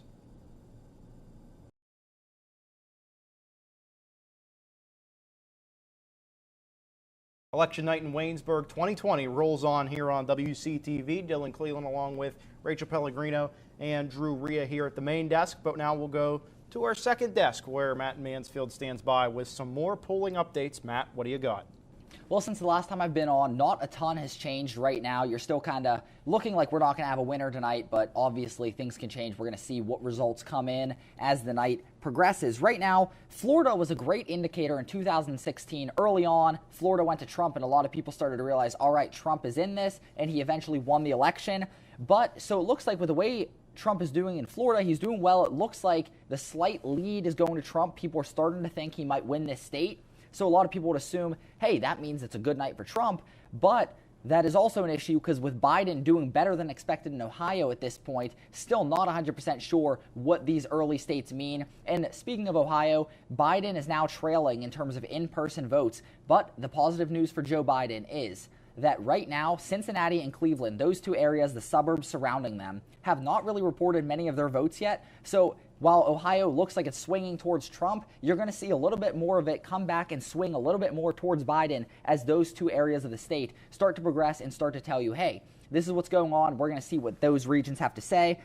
Back into Florida, though, Donald Trump is having a slim lead, but Biden's campaign is not worried about their underperformance with Latino men. They think that's just kind of a blip in what should be a successful campaign for them. They don't think that is really going to speak to how they're doing nationwide. You look at Georgia, Fulton County, a burst pipe in the State Farm Arena, which is one of the biggest polling centers in the state and one of the biggest polling centers in Atlanta. That's where if Joe Biden is going to have a shot in Georgia, that would be kind of the area while people are starting to think it's really unlikely that Joe Biden wins. Those votes aren't going to be counted for quite some time.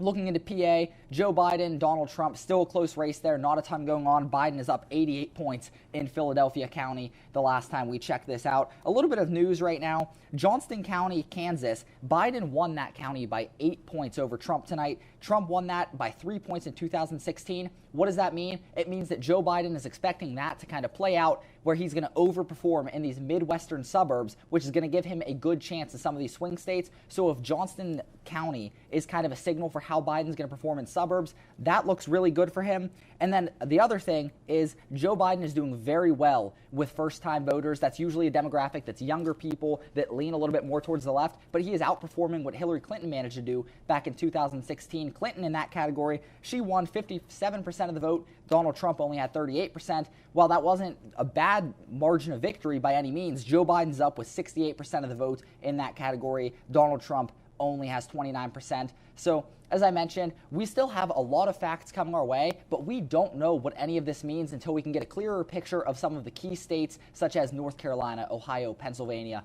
even Florida. So we're going to keep updating you guys on these polls as the night progresses, but right now, still no clear path to 270 for either candidate. Thanks, Matt. Great work as always.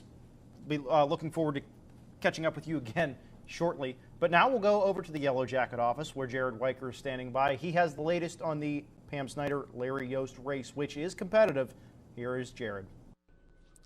Thank you, Dylan. I will once again start with some updates from the co.green.pa.us website, the official Greene County website. The Greene County Ballot Counting Board will commence the counting of absentee and mail-in ballots for the general election today on Wednesday, November 4th at 9 a.m. The Greene County Board of Elections will complete the counting of votes cast at the general election today as well on Friday, November 6th at 9 a.m. Mike Belding, the chairman of the Board of Commissioners and Elections Board, has talked about the results of the election and how they will be delayed because of recent court decisions allowing mail-in ballots to arrive at the elections office up until 5 p.m. on Friday evening. The goal is to have all ballots and accurate voting results available by Monday evening, November 9th. And some local district race updates once again. District 50, a tight race still, with current sitting Democrat Pam Snyder losing to Republican Larry Yost 51.73% to 48.27%. Mail-in ballots are being counted along with Election Day votes today. Snyder trails Yost by 572 votes, 3,305 to 2733. Incumbent Republican Timothy O'Neill trails Democrat Harlan Schober in District 48, 51 to 48%. Democrat Randy Barley currently trails incumbent Republican Donald Cook in District 49, 50% to 49, with only a 14-vote lead. So really interesting in District 49. Democrat Kevin Jones trails incumbent Republican Matthew Dowling in District 51, 77 to 22%. Democrat Harry Cochran trails Republican Ryan Warner, who currently holds the seat, 78 to 21%. And Donald Trump leads Joe Biden in the national results so far here in Greene County, 80.8% to 18.1%. Trump also leading Biden in Washington County, 51.4% to 47.5%. Thank you, Jared. Appreciate your work over in the Yellow Jacket office tonight. Also want to give a shout out to all of our crew here working this tonight. A lot of different moving parts. Everyone doing a great job. Matt Mansfield spent time directing, Jack Hillgrove directing, Chris Hulse, our producer, as well as all of our talented camera people, our research team tirelessly working to get us numbers throughout the night. Speaking of numbers, we have some updates. Let's take a look at those. We head to the big board, and we see Pennsylvania with a 51% in for Joe Biden, only 18% reported, but this is the first look we've gotten at Pennsylvania tonight. Texas right now is back and forth, a very intriguing race in the Lone Star State. 38 electoral votes up for grabs there. Wisconsin, another swing state we're keeping an eye on tonight, 30% reported. Joe Biden trailing by 3%. With 10 electoral votes up for grabs. In Ohio, 18 electoral votes up for grabs. Another back and forth. We saw Biden lead there for a while. Trump now with a slim advantage. 10% lead for Joe Biden in New Hampshire. Only 4 electoral votes up for grabs there. In Georgia, Donald Trump pulling ahead a little bit with a 56% to 43% lead, but only 50% of the votes recorded there. And as we mentioned multiple times throughout this night, and Matt mentioned too, some polling issues in Atlanta. Michigan, a state we're keeping an eye on tonight, 57% for Trump. And in Florida, back and forth, 91%. To me, that's an impressive number that we've seen being reported already out of Florida. But Trump with the advantage there in Florida right now. Rachel, finally starting to see some numbers here in Pennsylvania. It's a slim margin, but a slim amount of numbers. But we are seeing some votes finally being counted here in our state. And it's honestly, it's a little soon. It's 18% reporting for Pennsylvania. But like a lot of the other states, we're seeing slowly counting the mail-in ballots. We're seeing a better perspective on who could possibly be winning those states right now. Drew, anything pop out from that latest set of numbers? Yeah, a lot of the states that are too close to call right now are states that President Donald Trump won in 2016. He's going to need to win these states if he wants to remain the president. And he's pulled really close in Pennsylvania. I know it's a small number, but he's coming up very close. Same thing in Wisconsin, Michigan, Florida. These states are also close. A lot of them were in 2016 as well. And so we just have to wait and see until the rest of the numbers come in. But it is a very close race right now. I don't think you're going to see anyone run away with it. Yeah, it's intriguing. I mean, we're seeing things continue to get closer and closer here throughout the night, but at the same time, it seems like we're just so far away from finding a winner. Might get a little closer here. We have 10 o'clock poll closings. Let's go back to the big board as we have 2 battleground states, 4 total states in this hour. Iowa and Nevada, both possibly going either way. And we'll get to our first look at Iowa here, where Trump won by 9 points in 2016. Polls have shown back and forth in the last month. We have no projection in Iowa. 6 electoral votes up for grabs there. We go to the smaller state of Montana in terms of electoral votes. 3 up for grabs there. Typically a safe state for Republicans, though. We'll see if that happens for President Trump this year. Moving on to Nevada, 6 electoral votes up for grabs. No projection at Nevada in a 10 o'clock poll closing. And the only 2 elections since 1912 that the winner of Nevada hasn't won the presidency was in 2016 and 1976. And we take a look at Utah. No state saw a greater shift to the Democratic side from the 2012 to the 2016 election than this state, but it is typically still a Republican-safe state. And we have nothing. We have 20% reported there in Utah, but nothing yet in terms of a projection here at WCTV. Anything from those poll closings? Yeah, it continues to unfold. Like you said, no callings in that last group either. It's going to be a lot of, sit and wait, watch the numbers go back and forth. Utah, Donald Trump up right now, but we'll see. Continue to monitor that state. And we just continue to move west.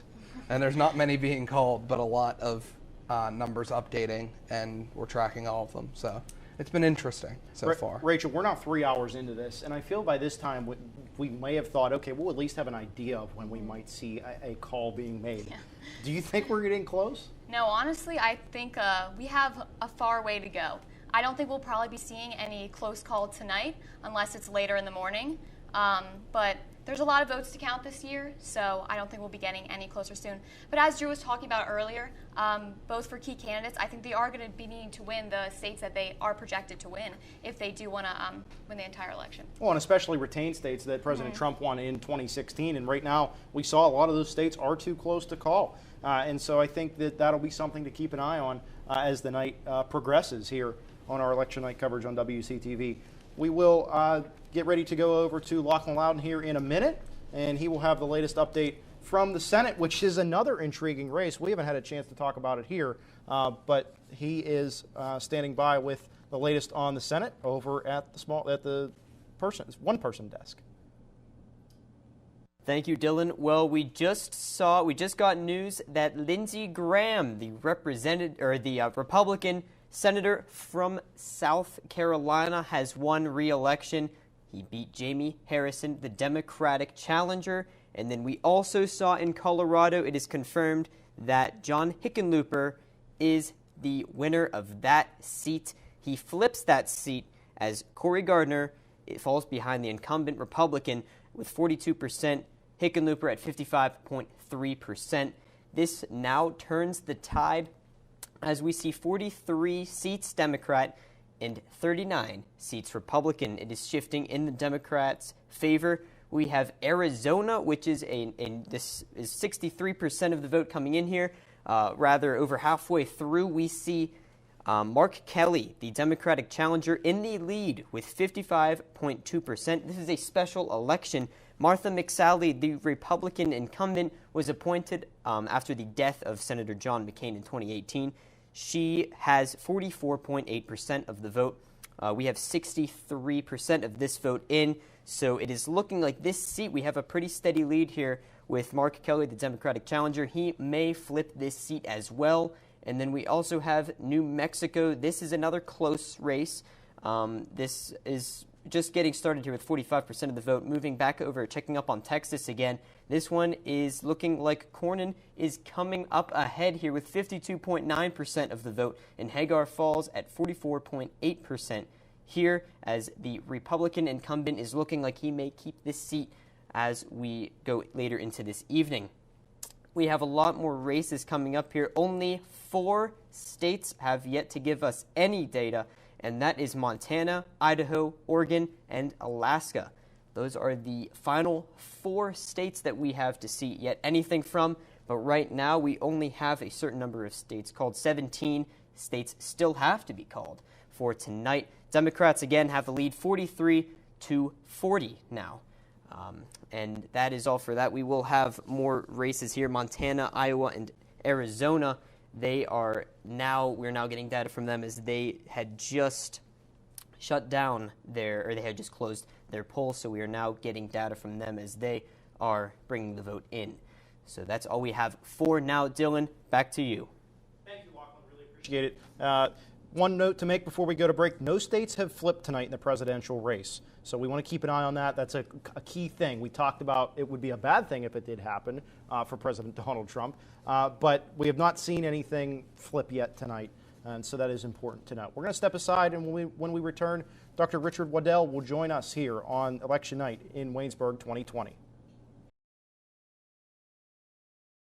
Thank you for joining us here on Election Night in Waynesburg 2020. Our continuing coverage is rolling here in the WCTV studio. And joining us is Dr. Richard Waddell, a professor of political science at Waynesburg University. And Dr. Waddell, you have a lot of experience in politics and in the political science field. And one thing that we've been taking a look at this year is the youth vote in 2020, maybe compared to previous years. What have you seen here from students on campus and nationally that is maybe trending well for youth voters? Actually, it's not trending well for youth voters. We're running out of youth. On campus, this is a very conservative campus, and but it's, as Dr. Stratton said during the last period, students have been very engaged. A lot more activity than I've seen in the past, and it's really, really nice. If we look at the history of the youth vote, we go back to 1972, and that's the first year in which 18-year-olds could vote. And if we look then at the youngest cohort, basically about 18 to 30, and see how they did, I mean, that was big turnout. That was very, very big turnout, a lot. And actually, if you look at the numbers, that was about the same size of vote as my folks, the Geezer vote, 65 plus. I'm not quite there, but you know, the older vote. So, but the youth vote has trended down since then. And there are a couple of reasons. 1972 is really not a very good measure because it's the height of the Vietnam War. And if you're a young man, you were concerned about being drafted. You were interested in politics. If you're a young lady, that was your brother or boyfriend. And so there, and it was the new push. I looked at 2016, and fewer younger people, more older people, and that young cohort compared to that old cohort had gone from about even now to the old folks outnumber you about 6 to 1 as voters, and so that's kind of trended down. And every now and then I'll see some kind of asinine editorial from some old folk talking about, well, back in the day, and you know, these are the guys who yell at you for stepping on their grass. And the thing is, at that youngest level, what are you doing? You're either in school and you're worried about passing your next class, or you're just in the workforce and you're at the bottom of the barrel. And so I understand that, you know, voting may not seem to be that big. But as you get older, it goes up, and it goes up quite a bit. My own kids, my kids are 25 and 29, and I used to, when they started voting, when they were at voting age, I had to threaten them to get them to the polls. Like, the car disappears unless you get to the polls. Well, my daughter's married, my son's engaged, they both own houses, and they were out at the polls at 7 o'clock this morning. And so as you get older, you get more involved. But the youth vote, it just hasn't materialized to be this big thing. Sorry, guys, I hate to tell you, but it's the Geezer vote that still dominates in a lot of areas. Well, it's good to hear, though, and it's good to get that word out that it's not where it needs to be. You know, as many of us that may have partaken today in voting, the general scope and the general perspective is that young voters need to do more. And then why do you think there actually has been an increase in younger voters this year specifically?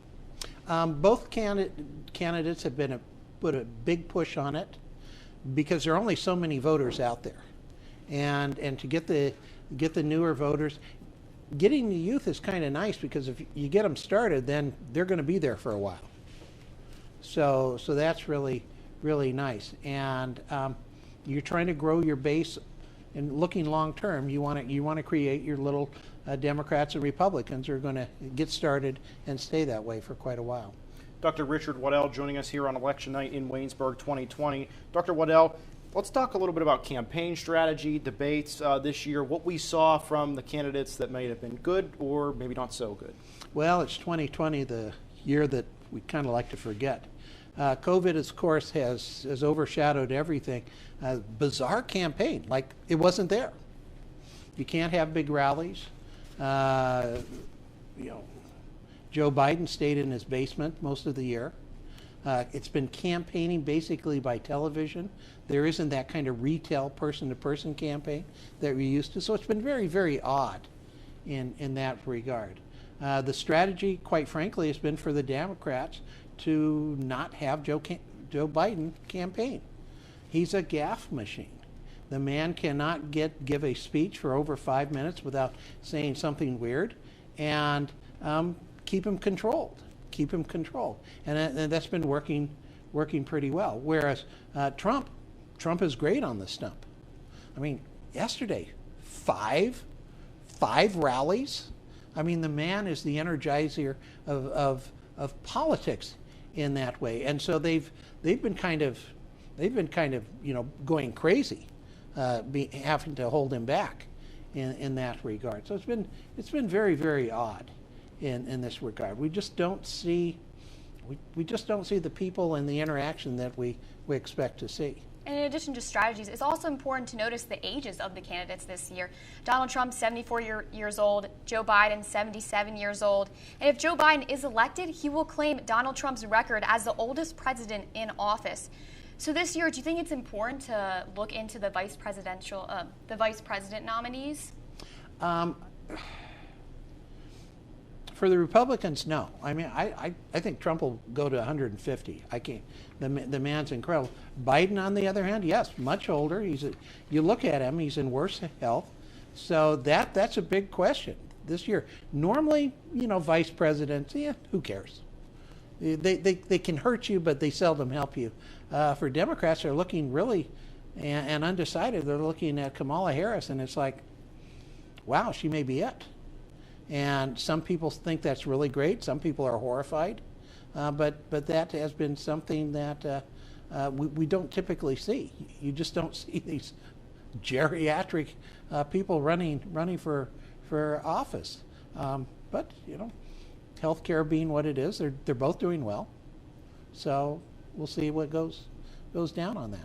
Let's touch briefly on local elections and Okay. what they can do in terms of an impact. And it's kind of tied in with the youth vote too. Oftentimes it's youth voters, you're looking at the big scope, at least that's my perspective as a youth voter. Why are local elections just as important, or aren't they? Oh, local elections are probably more important because that's where all the action is. Probably 95% of the laws we follow that direct our lives are state and local. I mean, these are the folks who make the world run. So they're very, very important. But they're very low key. We don't interact with that much with our local officials in a lot of ways. In a small area like this, most of those positions are considered part-time anyway. They don't get a lot of attention, but they're very, very important. We always talk about coattails. And coattails, if you have a popular candidate at the top of the ticket, will they kind of drag people in with them from the same party. And so, and that's an interesting, idea. If you're going to sit down and say, okay, I'm going to vote for Joe Biden, probably unlikely you're going to start ticking off Republicans underneath. So that is something to look at. On the other hand, local elections, even though they're partisan, are not that partisan. There is not a Democratic way to pave the streets versus a Republican way. They tend to be, especially the really local ones. State ones get to be a little bit more important with the party, but it doesn't seem to affect us as much, and it's just a little clubbier. It's nicer.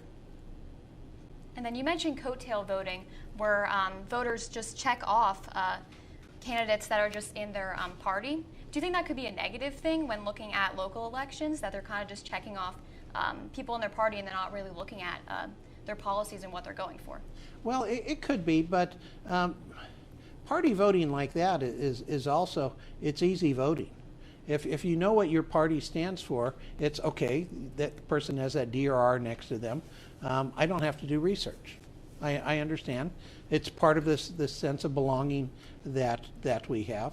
But once again, locally, I don't think it's all that big. It's local elections are much more, especially in a small area like this. They really are. They're retail elections. Do you know the person? Have you seen them? Have you talked to them? And it's real easy in this area. I mean, this is one of the things I really enjoyed about moving to Waynesburg 23 years ago. if I had a question, my city councilman was actually my daughter's soccer coach, and the mayor lived around the corner.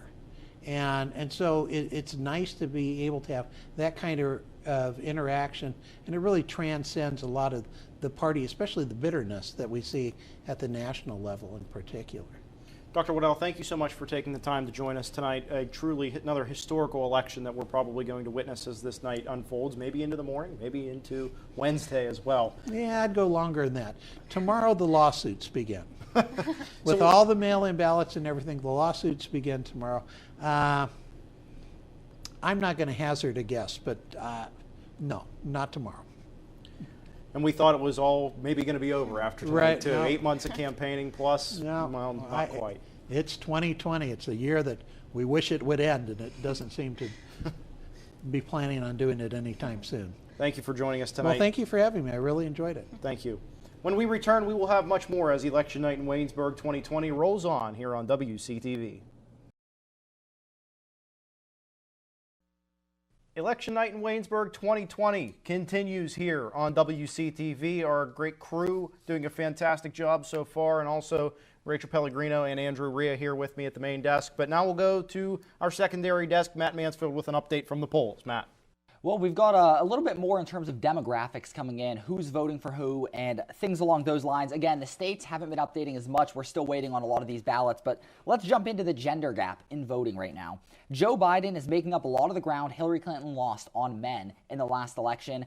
He's making up about 8 points, if not a little bit more, in terms of men voting for Biden rather than Donald Trump.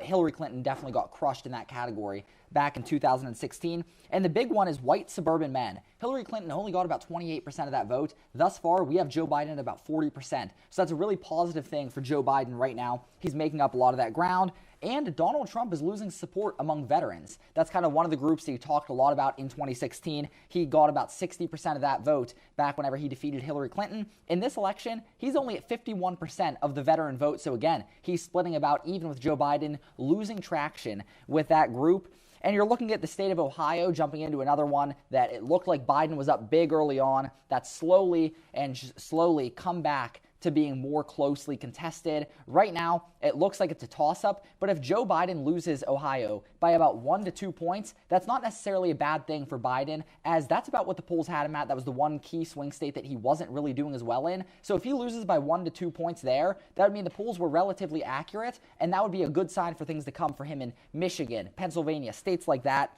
Then you're looking at voters by race. Joe Biden, about 52% of his voters are white, 48% of his voters are non-white, whereas there's a much bigger gap with Donald Trump's base. 80% of his voters are white, 20% of his votes have come from the non-white groups. So that's another big thing that you're seeing with Donald Trump. Jumping over to Pennsylvania, our home state, seeing what's going on. Philadelphia County, one of the counties that it's not about if Joe Biden wins, it's about by how much he wins to determine if he wins the state of Pennsylvania and the 20 key electoral votes that the state has to offer. Right now, they just declared 274,000 mail-in ballots will not be counted tonight. That's a total of 350,000 mail-in ballots in that county. So that's a lot of votes for Joe Biden that we're expecting to be for Joe Biden in Philadelphia County that probably won't be counted tonight. So we're going to have to wait a little bit longer to see what happens there, which means that the call of Pennsylvania is looking less and less likely to happen tonight. Going over to the West Coast, another swing state, Arizona. Maricopa County is the big county to win in that state. If you win that county, you're likely to win the state. And right now, Joe Biden has a 54-44 lead, but you're getting more and more in-person voting results coming in. But Joe Biden won early voting by 145,000 votes. Right now, Donald Trump only leads in-person voting by 34,000. So do the math. It doesn't look like at this rate Donald Trump is going to catch up in Maricopa County, which could deliver Joe Biden those 11 key electoral votes in the state of Arizona. Going to North Carolina, Donald Trump is up 58 to 41% in Robeson County, and that's a good sign for Trump. He only won that county by 3 points in 2016. So as North Carolina, as you get in these results of these counties, Donald Trump is winning by a bigger margin in another key county that he ended up just squeaking out to win in 2016. That could be a good sign for Donald Trump to win the state of North Carolina. And then you're looking at Florida. Again, more and more news coming in of Donald Trump overperforming with the Latino vote. He's done very well with the Cuban group of people in Florida. He was not the Latinos had been moving away from Republican candidates the past couple of elections, 2008, 2012. They kind of moved a little bit farther away from Republicans, distanced themselves just a little bit, but Donald Trump has brought them back into that base, and that could be a key reason why he wins Florida, who's still about 93% of the vote counted. That's all we got for you on the polls right now, but we'll have a few more updates throughout the night as more news comes in. Thank you, Matt. We have a projection to make. Let's go to the board. The Democrats will maintain control of the House of Representatives. That is a WCTV projection here on election night. The Democrats will maintain control of the House of Representatives. And with that, we'll have a check-in with the local race. Let's go over to our correspondent in the Yellow Jacket office, Mr. Jared Weicker. Jared? Thank you, Dylan. I will start with updates from the official Greene County website. The Greene County Ballot Counting Board will commence the counting of absentee and mail-in ballots for the general election tomorrow on Wednesday at 9 a.m. The Greene County Board of Elections will complete the counting of votes cast at the general election today on Friday, November 6th at 9 a.m. Mike Belding, the chairman of the Board of Commissioners and Elections Board, has talked about the results of the election and how they will be delayed because of recent court decisions allowing mail-in ballots to arrive at the elections office up until 5 p.m. on Friday evening. The goal is to have all ballots and accurate voting results available by Monday evening, November 9th.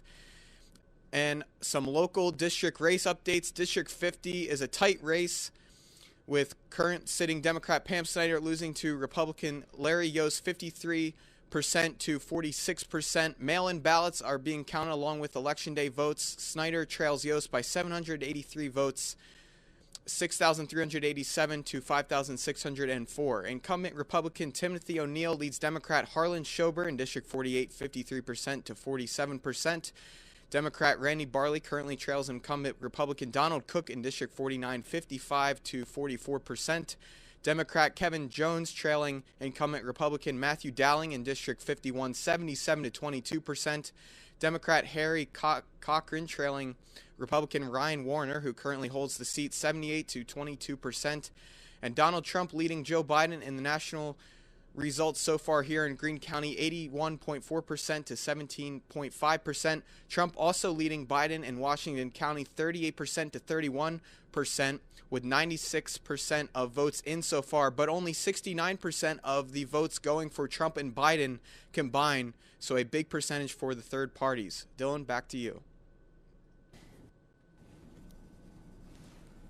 Thank you, Jared. Appreciate your expertise over there. We have some numbers to take a look at. Let's take a look at those before we go to a break. We'll go to the big board for an update. It's Ohio right now. Donald Trump, 52%. Joe Biden at 47%. 72% of the votes have been reported.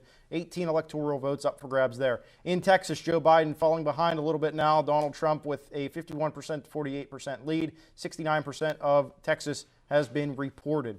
Georgia, Joe Biden also falling behind, 56% Donald Trump, 43% for Joe Biden. Here in Pennsylvania, 29% reported, numbers still coming in slowly, but Donald Trump with a 51% to 46% lead, 20 electoral votes up for grabs here in the Commonwealth. And we take a look at Arizona now, a swing state, and we see things a little bit differently than we've seen. Joe Biden with a 54% to 45% lead, and 71% of polls being reported in Arizona.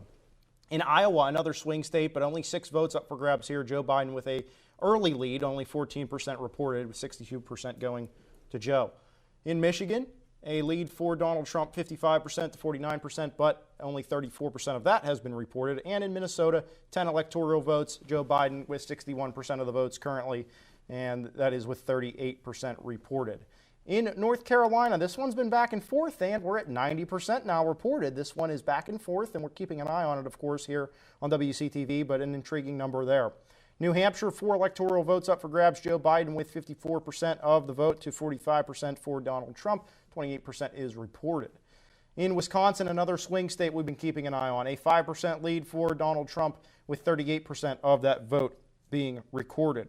And back to Florida. It was a super blast to 85%. We've been sitting at 91 now for what seems like most of the night. 51% for Donald Trump there, 48% for Joe Biden. And with that, we will step aside for a break. Coming up, though, we will have another Senate update with Lachlan Loudon, and also Scott Ricala, Senior Executive Vice President of the Student Senate, will join us here on Election Night in Waynesburg 2020. You won't want to miss it. Stay tuned.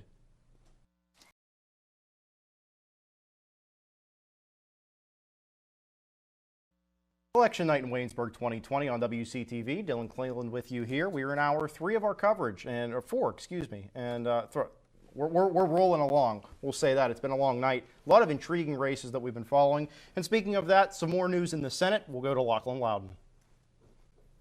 Thank you, Dylan. Well, we have 2 new called races right now in Texas. John Cornyn officially winning that one here. He won with 52.8%, and the Democratic challenger, Mary Hagar, with 44.7%. That seat is going to stay Republican as Cornyn wins re-election in Texas.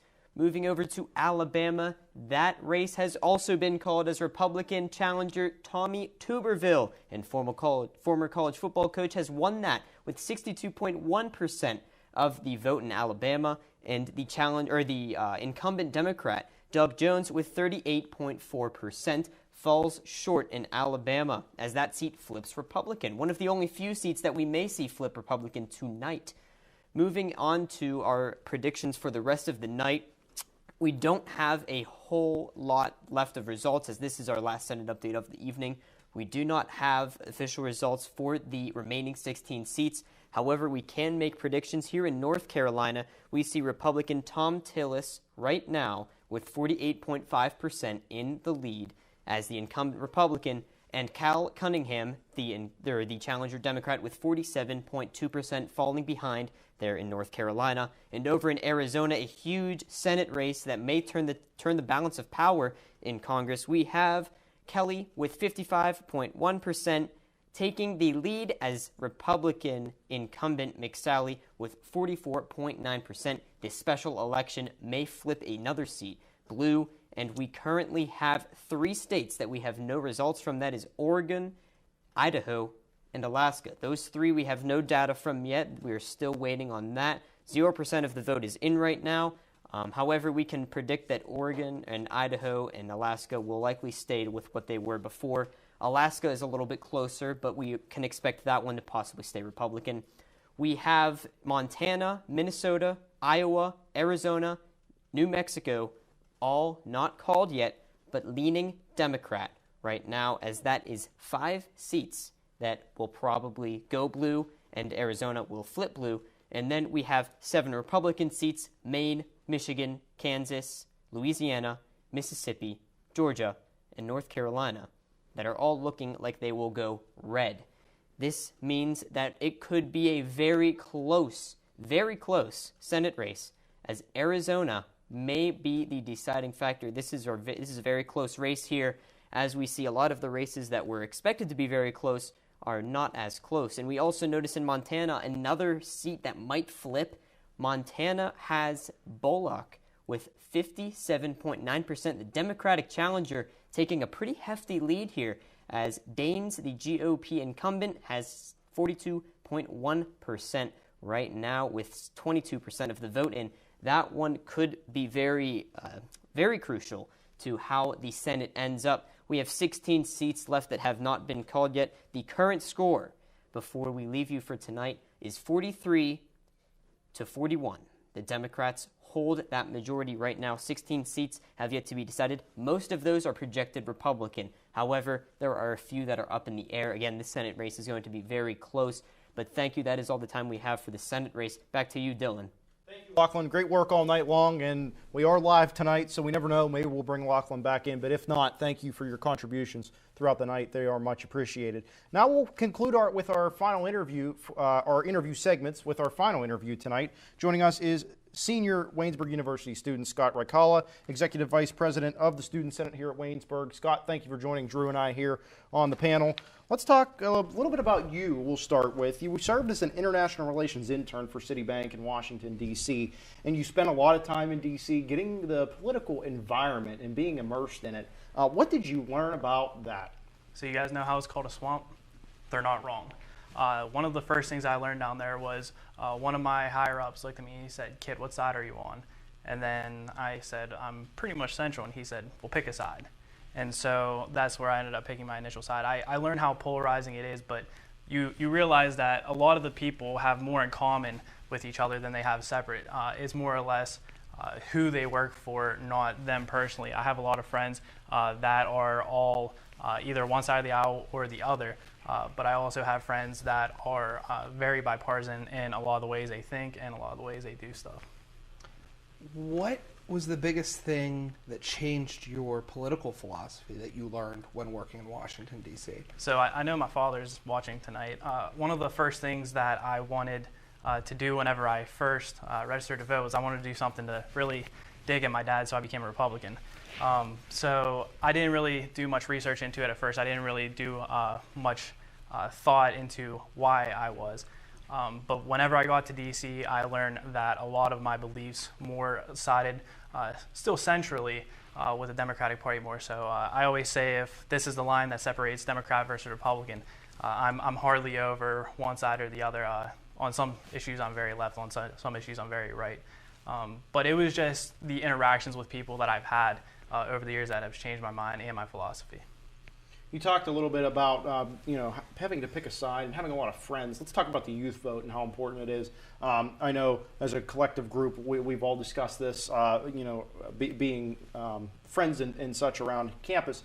But let's talk about going out and voting and how important it is for young people to go make that impact. Right.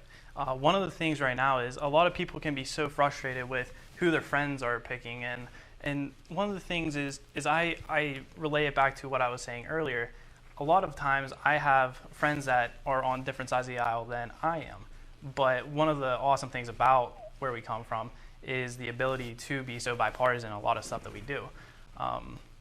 So with that being said, the youth vote's so important at the time because in all reality, fellas, we're the future of this country. It's better to start young and keep it going forward than be 23, 24, 25, not really involved.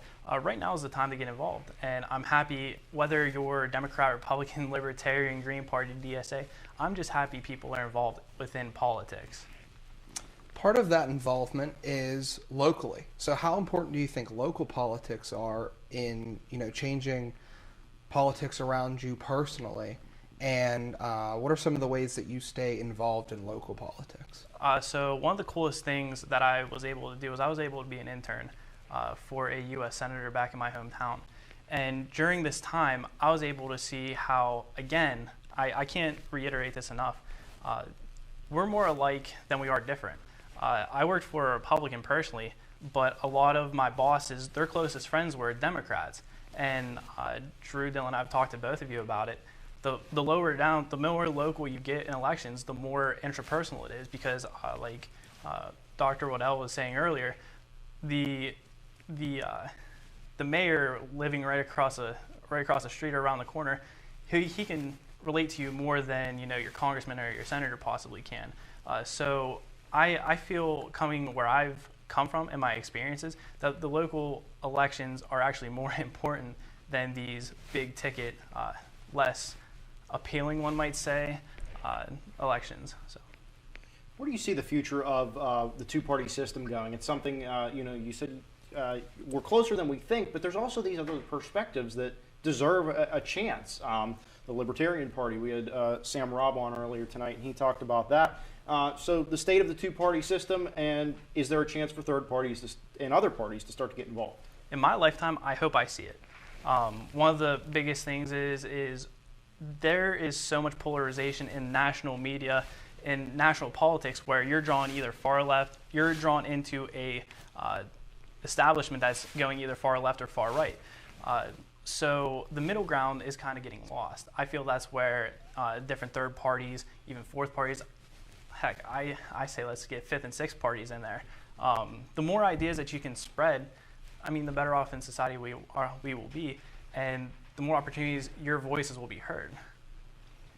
Thank you, Scott, for your time. We appreciate you joining us here on the Election Night Special Waynesburg 2020. When we come back, Matt Mansfield will rejoin us for another look at the polls. Rachel Pellegrino will return as well, and her and Drew and myself will start to really look at what we have here as the night starts to wind down in some situations, and in others, well, there's a lot to be counted still.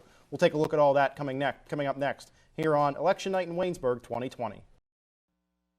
Welcome back to Election Night in Waynesburg 2020. I'm Dylan Cleland alongside my co-hosts Rachel Pellegrino and Andrew Rhea, along with all of our other correspondents as well. We'll get to Matt Mansfield in a moment, but we have two more states that we can call. Let's go to the board. It is New Hampshire going to Joe Biden. Many expected that. New Hampshire, typically a Democratic state, a little bit more of a swing state this year, but 4 electoral votes to Joe Biden in New Hampshire. And then we get one for Donald Trump. Utah, we are calling Utah, 6 electoral votes going to President Donald Trump at that state. And with that, we will send it over to Matt Mansfield for the latest look at polling numbers. Matt?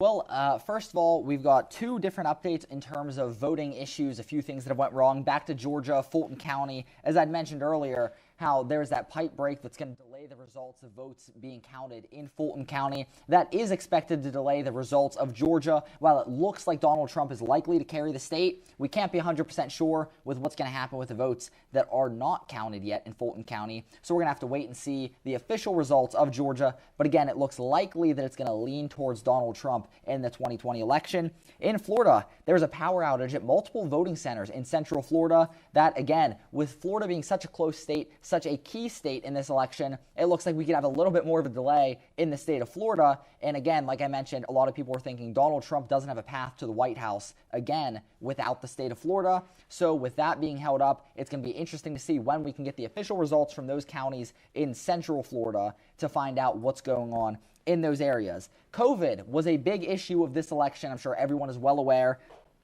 Biden has officially been kind of declared the winner of people that were worried about COVID. People that suffered financial hardship were leaning heavily towards Biden this election. People that suffered severe hardships voted Biden. 72% of those people voted Biden, whereas only 26% of those people voted for Trump. People that suffered moderate hardships went Biden 62% to Donald Trump's 36%. And people that suffered no financial hardship because of the COVID-19 pandemic voted for Trump 55% of the time, as opposed to Joe Biden with only 43% of the time.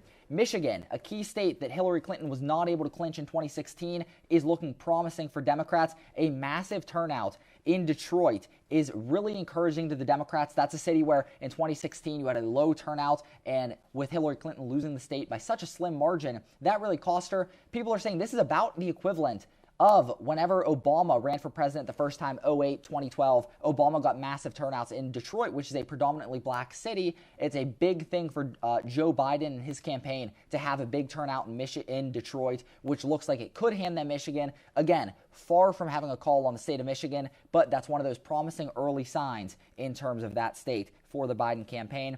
Georgia, as we mentioned, Trump is likely to win, but Biden is doing well in the suburbs in that area. He is up 10 to 12 points on where Hillary Clinton was in some of the suburbs. So again, while Biden may not be able to win the state, he is looking like he's winning a lot of the areas, a lot of the demographics. He's improving the numbers that Hillary Clinton just didn't seem to be able to get back in 2016, and that's an encouraging sign. While we still have no clue about what's going on in Pennsylvania, this is kind of the big key state at this point. This is one of the few states that we still need to fall, kind of the last domino to fall. And if we can figure out what's happening in Pennsylvania, we'll have a very good clue as to what could happen this election. But again, we seem to be far away from having anything in Pennsylvania with what's happened in terms of Philadelphia County not being able to count in a couple 100,000 mail-in ballots. So still a long way from determining what's happening in Pennsylvania. But overall, those are just a few of the key updates that we have in the polls right now. Still a long way to go in this election. Strap in. It's going to be a long night, and we could be here for multiple days in terms of waiting for results of this election.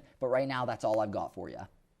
Really appreciate it. So let's take a moment and reset as Rachel and Drew rejoin me here on the panel. Let's take a look at what we know. According to our projections, Joe Biden has claimed 138 electoral votes to President Donald Trump's 115.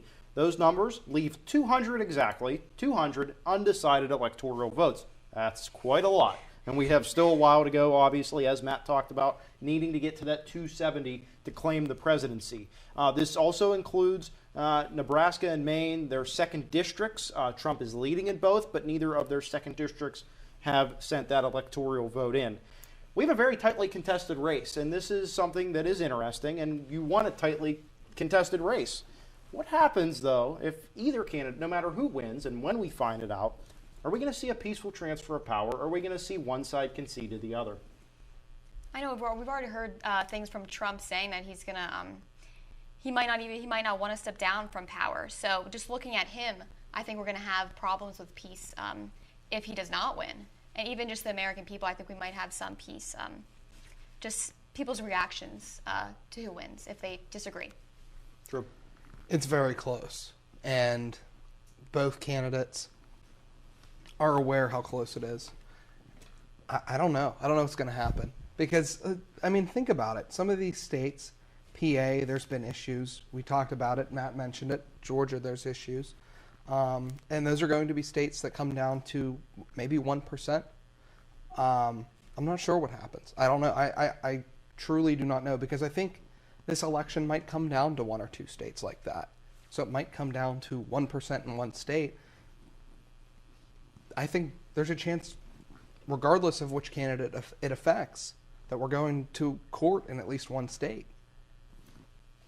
And you know, it's 2020, so you make that face and you laugh, but that's where we're at. Yeah, I mean, and it is. Listen, we've talked about a lot of different things tonight. We've talked about the effect the COVID-19 pandemic has had on people in terms of how the president handled it, in terms of how their local governors might have handled it, and how that might have influenced them going the opposite way as well. We talked about voter turnout as well, which I think we should take a minute to talk about that, because no matter what happens, no matter which candidate wins, we as a country need to be happy with the growth that we made in voter turnout this year. Like as we said before, right at the start of this election at 6:30 tonight, 101 million votes were already casted. So that's honestly important, just that we're coming together and we're voting for this. Yeah, Larry Sharp said it best. The election's important, but it's not the most important thing. It's the aftermath. How do we come together as a country after this? Because, listen, whenever we figure out who wins this thing, after that we still have to go to class. You know, we still have to go out into the workforce at some point and get a job, and we still have to have family and other relationships outside of family. It's all about coming together as a nation. And as long as we can keep dialogue open and be open-minded, which I think you're seeing with a lot of people voting, there's not so much I don't want to vote, it's not worth it. You know, people are genuinely interested in this stuff now. And so I think that if they're interested, that conversation can be had. And as long as that dialogue is open, there is hope that we can come together as a nation after this and move forward. Drew, you bring up a good point in that attitude of, I'm not going to bother. Yeah. I'm not going to do that. That was the attitude in 2016 that we saw from a lot of people, a lot of young voters too. No, it's just not worth me going out. I don't like either candidate. This year, you go out and I think from what we're seeing, there has been a much better turnout. People were voicing that opinion. It doesn't matter which side you're on. You can pick whoever you want. But the idea that people in 4 years made enough growth to say, my voice counts, I need to make my vote heard, I think that's a big step for the country without a doubt. We're going to continue here on election night in Waynesburg with some extended coverage into the 11 o'clock hour. We'll take a look at the 11 o'clock poll closings in a little bit as well. All of that coming up here on election night in Waynesburg 2020. We'll be right back. Election night in Waynesburg 2020 on WCTV, and it's time to check in with our local race analyst, and that is Jared Weicker. He has an update on Larry Yost and Pam Snyder. Jared. Thank you, Dylan. I will start with updates from the official Greene County website once again. The Greene County Ballot Counting Board will commence the counting of absentee and mail-in ballots for the general election on Wednesday, November 4th at 9 a.m. The Greene County Board of Elections will complete the counting of votes cast at the general election today on Friday, November 6th at 9 a.m. Mike Belding, chairman of the Board of Commissioners and the Election Board, has talked about the results of the election and how they will be delayed because of recent court decisions allowing to mail-in ballots to arrive at the elections office up until 5 p.m. on Friday evening. The goal is to have all ballots and accurate voting results available by Monday evening, November 9th. And now for some more local district race updates. District 50 is still pretty tight, but Yost still leading Pam Snyder.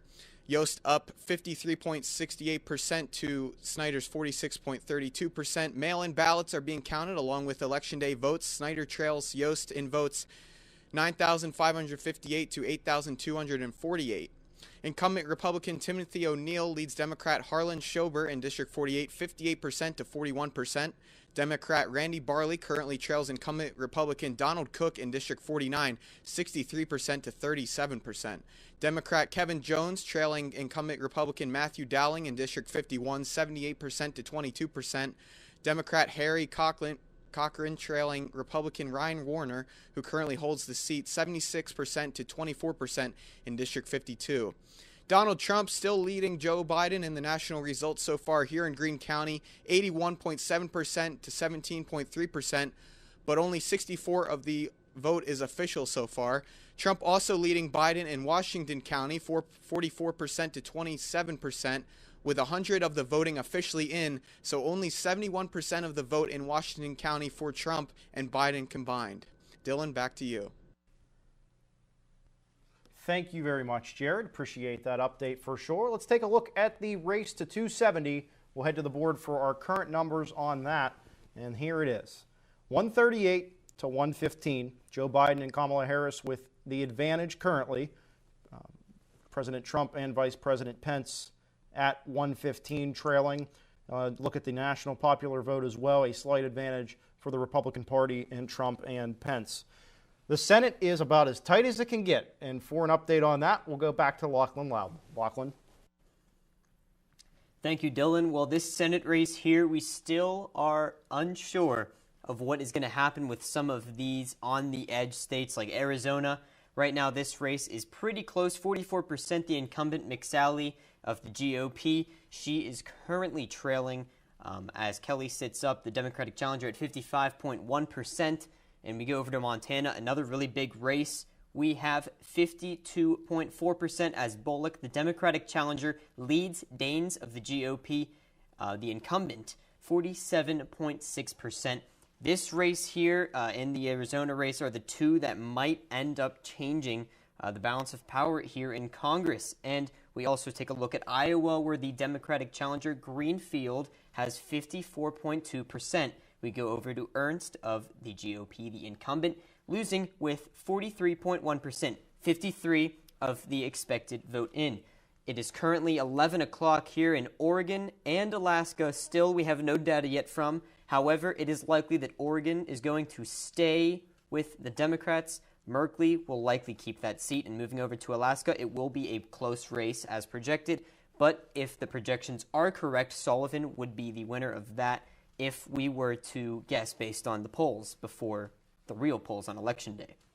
Taking a look at the entire country right now and what the Senate is looking like here, as this is probably going to be the final Senate update of the evening from WCTV, we're going to have to make some sort of final prediction here as we close off the Senate for the night. But it's kind of hard to do that. Right now we have a 44 to 43 Democrat lead in the Senate. The Democrats have been able to flip one seat tonight. According to Politico, we're getting these from. They need to gain 3 or 4 tonight to win the majority.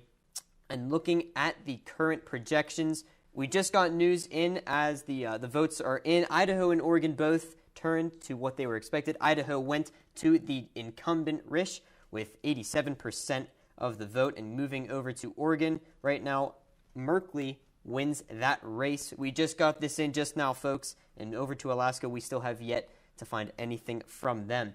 One final prediction we can make, it's 44 to 43 Democrats lead. It is likely that this could end up in a 50-50 tie. We look over at, there are 7 projected seats to turn Democrat, including the Georgia special election seat, which is currently 29.9% held by Warnock. And there is a very split vote there, as there are 4 candidates running, 2 from each party.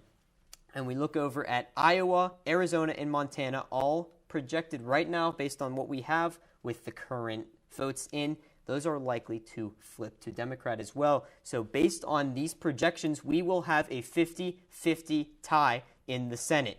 Not official yet, but based on these projections here presented by Politico.com, we have a projected tie in the Senate. This means that if this is what ends up happening, the President of the United States and their Vice President, more their Vice President, will become the President of the Senate. So if Donald Trump were to win re-election, Mike Pence would be the breaking vote in the Senate. He will be the president of the Senate, and he will vote on ties. And the same thing goes for Joe Biden and his running mate Kamala Harris. Kamala Harris would, if they were to win the election and the Senate were to end in a tie, as it looks like it might, she would have the final vote in a tie in the Senate to break that tie, as she would be the 51st vote for what would probably be the Democrat side in the Senate. As we look at the House, the Democrats have won the House, and in the Senate, the Democrats currently lead. It is looking like it could possibly be up to the presidential election here. This Senate race has been very close. We've seen lots of seats potentially flip, a lot of challenging things, challenging races here, challengers coming up and stepping to the plate. Montana and Arizona are potential candidates to flip. There are seats to flip here, including Iowa. Those ones are still up in the air. We have no results from. However, they are looking pretty steady for the leads. We still need more of the votes to come, of course, but based on those projections, we will end in a 50-50 tie if everything stops here. However, more votes are to come. Stay tuned and follow on that. We are going to call off the Senate race for tonight. We'll end off there. Back to you, Dylan. Lachlan, that is absolutely fascinating that is what we might end up with, a 50-50 draw in the Senate. That's about as 2020 as it gets if that would happen. And it's not out of the question, not saying we're close to this yet, a 270-270 tie in the Electoral College votes isn't out of the question either. Come on, Drew, you don't think? Listen, I mean, it's in play. I mean, if neither candidate gets to 270, then we're going to the House. But then it's not a direct House vote. It's the House broken up by states. So, for instance, in Pennsylvania, the 18 congressional leaders in Pennsylvania will come together and cast one vote for Pennsylvania in the House. In that case, we're depending on changes tonight. Going into tonight, the Republicans had a majority of states in the House without having a majority in the House. And so, who knows? We'll see. But it's in play. It's the same thing in the Senate. It's in play. So we'll keep tracking it, but this is a very close race right now. Really intriguing all night long to keep track of all of this. We're going to get some more discussion in here in a moment, but we have the 11 o'clock polls. They are closed, and we have some things to report. Let's go to the big board for that. 4 more states closing: California, Idaho, Oregon, and Washington. 78 electoral votes up for grabs, a bulk of those in California. And Joe Biden, the projected winner in California, typically Democratic state. It stays that way. Idaho, 4 votes up for grabs. They go to President Donald Trump. 4 votes from Idaho for him. Next, we go on to Oregon, where we see 7 more votes for Joe Biden. 7 electoral votes being projected to be given to Joe Biden in Oregon as the projected winner. 1 more state, that's Washington, also one that has gone Democratic every year since 1984, and we have 12 electoral votes there, bringing us to our total right now. Joe Biden and Kamala Harris have broke the 200 mark, currently sitting at 212 electoral votes to Donald Trump and Mike Pence's 119. However, in the popular vote, though, we look at that number. That's intriguing. We see Trump and Pence still ahead by 2% there. And we see a little bit of movement here, finally. We were stalling out there in the hundreds, it seemed like. Rachel, do you think we're starting to see where this could go, or no, we're still too tight? I mean, right now it's still looking like a close race, but we're still missing some of the key battleground states. Like Texas isn't in, Florida's not in, Pennsylvania's not in, Ohio's not in. So we're still missing those battleground states that are going to play a huge factor in this election. Well, and I think it's important to note, too, those states that you mentioned, Georgia, and the polling issues in Atlanta. I mean, that is a metropolitan city that houses a lot of votes, a lot of the votes coming out of Atlanta. We might not see those tonight from what we're being told. And in Pennsylvania, we've heard a couple issues here and there, not so much. I think there's been an influx of mail-in ballots in Pennsylvania. We've heard a lot of that, and just a large voter turnout in Pennsylvania as well. I think it's going to come down to those 2 battleground states. I agree, Dylan, and it's going to come down to how many absentee ballots are there still to count, and how many votes does Joe Biden need to win those states? Right now in Pennsylvania, it's very close. It's within 2%, where Donald Trump has a slight edge. Same thing in Florida. Florida's finally winding down throughout the night. Georgia at 66% reporting. It's too close to call right now. So, at the end of the night, you just have to look at what do we have left and what needs to happen. Is there a chance that what we have at the end of the night can turn around or can be changed? And if there is a chance, then this election goes on to tomorrow, and then the next day, and then the next day until we finally figure it out. But it's very close right now, and it's very intriguing. This note was from our producer, Chris Hulse, from a few minutes ago, probably about 10, 15 minutes ago now, but I do still think it has some relevance to it. By this time in the night in 2016, so we're talking about the 10:45, 11 o'clock range, President Trump had already claimed 222 electoral votes, and his challenger, Hillary Clinton, had 209. They both had broke that 200 mark, really climbing towards something. But as we continue here, we're not exactly seeing those numbers. I mean, and going back to 2016, we all, in discussion, recall that race was called around 2 or 3 in the morning. I don't know if this is called in the morning. I think it could continue to go through. That's something to keep an eye on. But you also have to look at these swing states. If you get one of these swing states like Texas with 38 electoral votes, Biden's sitting at 212 right now. That pulls him within 20 votes at that point. So it's definitely that's something to keep in mind. Whereas President Trump at 119, of course, has a ways to go to get there. But again, a couple big states like that swing, and that's why they're swing states. That's where they get their name. And so it is still hard to say that, we're not going to have a winner tonight. I don't think so. I think, like I said before, everything that I'm seeing right now, there's a lot of states that are too close to call. And I think that they're going to remain that way throughout the night. Maybe tomorrow, if we're lucky. But Rachel said it earlier. I would rather have more votes to count and them take their time to get it right than, less votes to count, or they rush the process to get it in and they're wrong. So as long as we get it correct, I think we're fine. Matt Mansfield rejoins us. He thought he was done, but oh no, he is not. Matt, more polling updates. What do you have? Well, like you guys said, we're in for quite the election. We're going to be here for a while in terms of, waiting around, trying to find out who the next president of the United States is going to be. Right now, Ohio is up.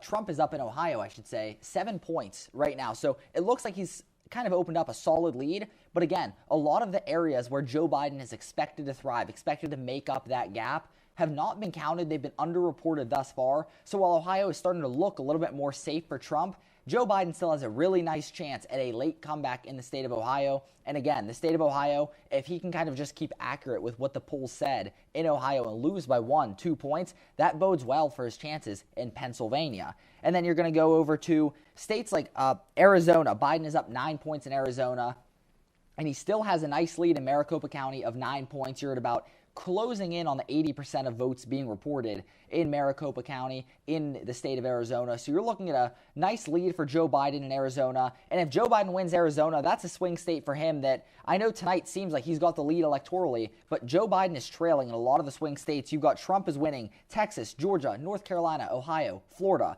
and then Joe Biden, all he's got going for him right now is Arizona. And then you have the mysteries of Pennsylvania, Wisconsin, and Michigan. We don't know a ton about those states, but a few reports have come in recently in terms of union voters in the states of Wisconsin and Michigan. Joe Biden has gained a lot of ground from what Hillary Clinton lost with union voters in 2016. They were kind of a big part of the Democratic base, and Hillary Clinton did not perform well with them. And Joe Biden, a trend we've seen all night, has performed a lot better with certain demographics than what Hillary Clinton was able to do.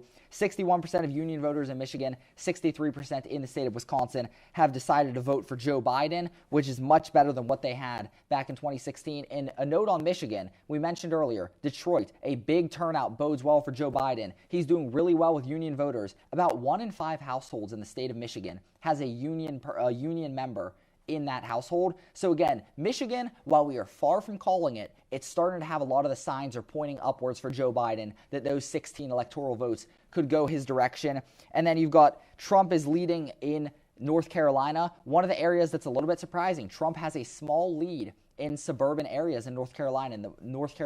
The more suburban areas, Donald Trump has been able to do really well there. He's overperforming a little bit from what we had anticipated, and that gives him a nice lead, and that kind of looks like, from what we're seeing, North Carolina seems to be looking more and more likely for Trump. Him doing well in suburban areas could be kind of the nail in the coffin for the Biden campaign in the state of North Carolina. You go over to the state of Minnesota, Joe Biden still not a lot of returns in Minnesota. Not sure what's going on up there. Again, it fits into that category of Pennsylvania, Wisconsin, Michigan, Minnesota. Joe Biden gaining a lot of ground that Hillary Clinton underperformed in with white college-educated voters. Joe Biden is getting about 62% of that vote compared to what Hillary Clinton got was only 50% back in 2016.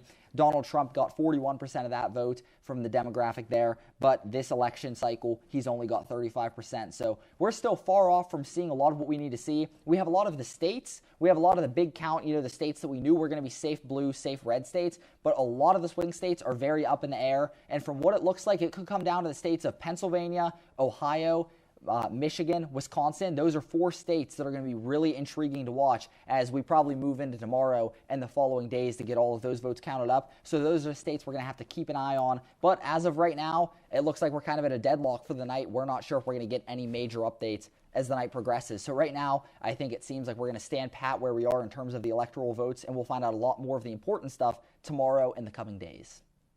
Fantastic job all night, everybody here, and we're going to thank everyone in a little bit as our coverage will wind down here over the next few minutes. But let's focus in on the Commonwealth of Pennsylvania, where we reside. It might be the swing state that determines this election.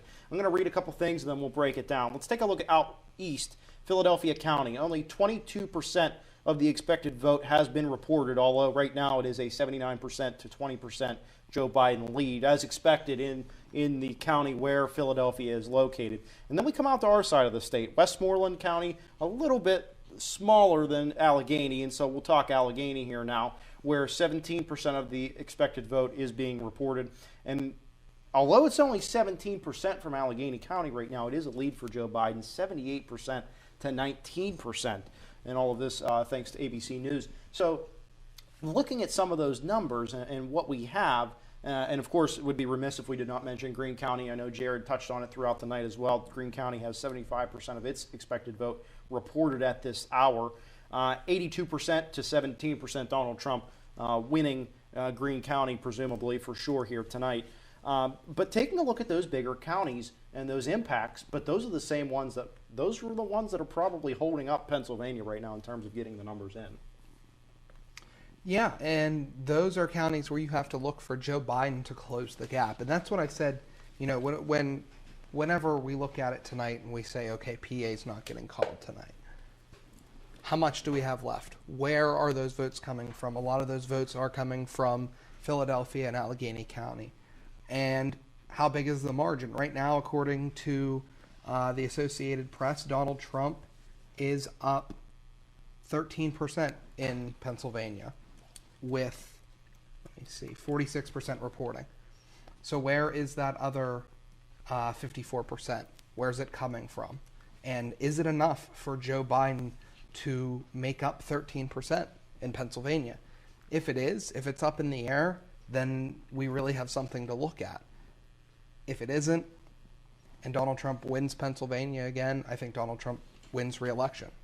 Lackawanna County, out east is the county that hosts Scranton, Pennsylvania, which is the hometown of Joe Biden, where he has spent a lot of time living during his life. This was something that people were not sure about because Lackawanna County is typically a Republican-leaning side. Right now, 95% of the vote in Lackawanna County, Joe Biden with a 54% to 45% advantage. So that's interesting. I mean, that's a win for Biden, obviously, on a county base, presuming that the rest of the votes come in and he holds on to that. But if you don't even win that county, then that's a different story. And so I think for the state of Pennsylvania, that's a big move. What does it say about the Commonwealth of Pennsylvania this year that it's going to have this much of an impact on whoever wins? Honestly, it's just crazy to think how much Pennsylvania is going to impact the election this year. As you were saying, we are missing some of the counties that could swing Pennsylvania either way. But as you said, Lackawanna County, that was a good win for Biden because he is from around that area. Yeah, it's been a fascinating race to watch tonight at the presidential level. It's also been something else to just watch all of the different Senate races as well. The Senate, I mean, as Lachlan touched upon throughout the night, it is close. I mean, we could legitimately have a tie at the Senate level. But, you know, it's a step for the United States of America forward in the fact that if we had this good of a turnout that we're sitting here counting votes at 11:20 on election night, it's a step in the right direction without a doubt. I mean, would you both agree? Yeah, I agree. And it pushes us forward. It makes us, you know, find better ways of counting votes. We gave credit to Florida for having so much of their count done. I mean, states, as we move forward, hopefully voter turnout continues to increase and young people stay involved in politics and interested and informed, then we'll find better ways to count. We'll adapt. We'll continue to find better ways just to count the votes and get those numbers out there. It's a good sign. It is a very good sign of, you know, a healthy electoral process where people are interested and informed with what's going on. Well, with the presidential race currently at Joe Biden with 212 electoral votes and President Trump at 119, our WCTV crew has decided we will close our coverage here for tonight. We have to thank some people before we leave, though, for their assistance in making tonight happen and be the success it has been. Thank you to RPC Video, as well as Department Chair Richard Krause and WCTV Faculty Advisor Melinda Roeder. Also, thanks go out to WCTV Student General Manager Matt Mansfield, who we saw on tonight as our polling expert, and also Student Executive Producer Lindsay Stanger for her work in getting a lot of our packages coordinated here tonight. Our Waynesburg Effect and Election Night in Waynesburg 2020 producer Chris Hulse. Chris, you've worked tremendously hard on this. We appreciate everything that you've done. You've worked tirelessly since April, the beginning of the pandemic, to get this all together tonight. Your work should not go unnoticed, so we thank you. Also, thank you to our many crew members tonight and our entire research staff. Our work on air could not be done without you. And finally, for Jared Weicker, Matt Mansfield, and Lachlan Loudon, as well as my co-hosts Rachel Pellegrino and Drew Rhea, I'm Dylan Cleland saying thank you for joining us on Election Night in Waynesburg 2020. Have a safe and blessed night.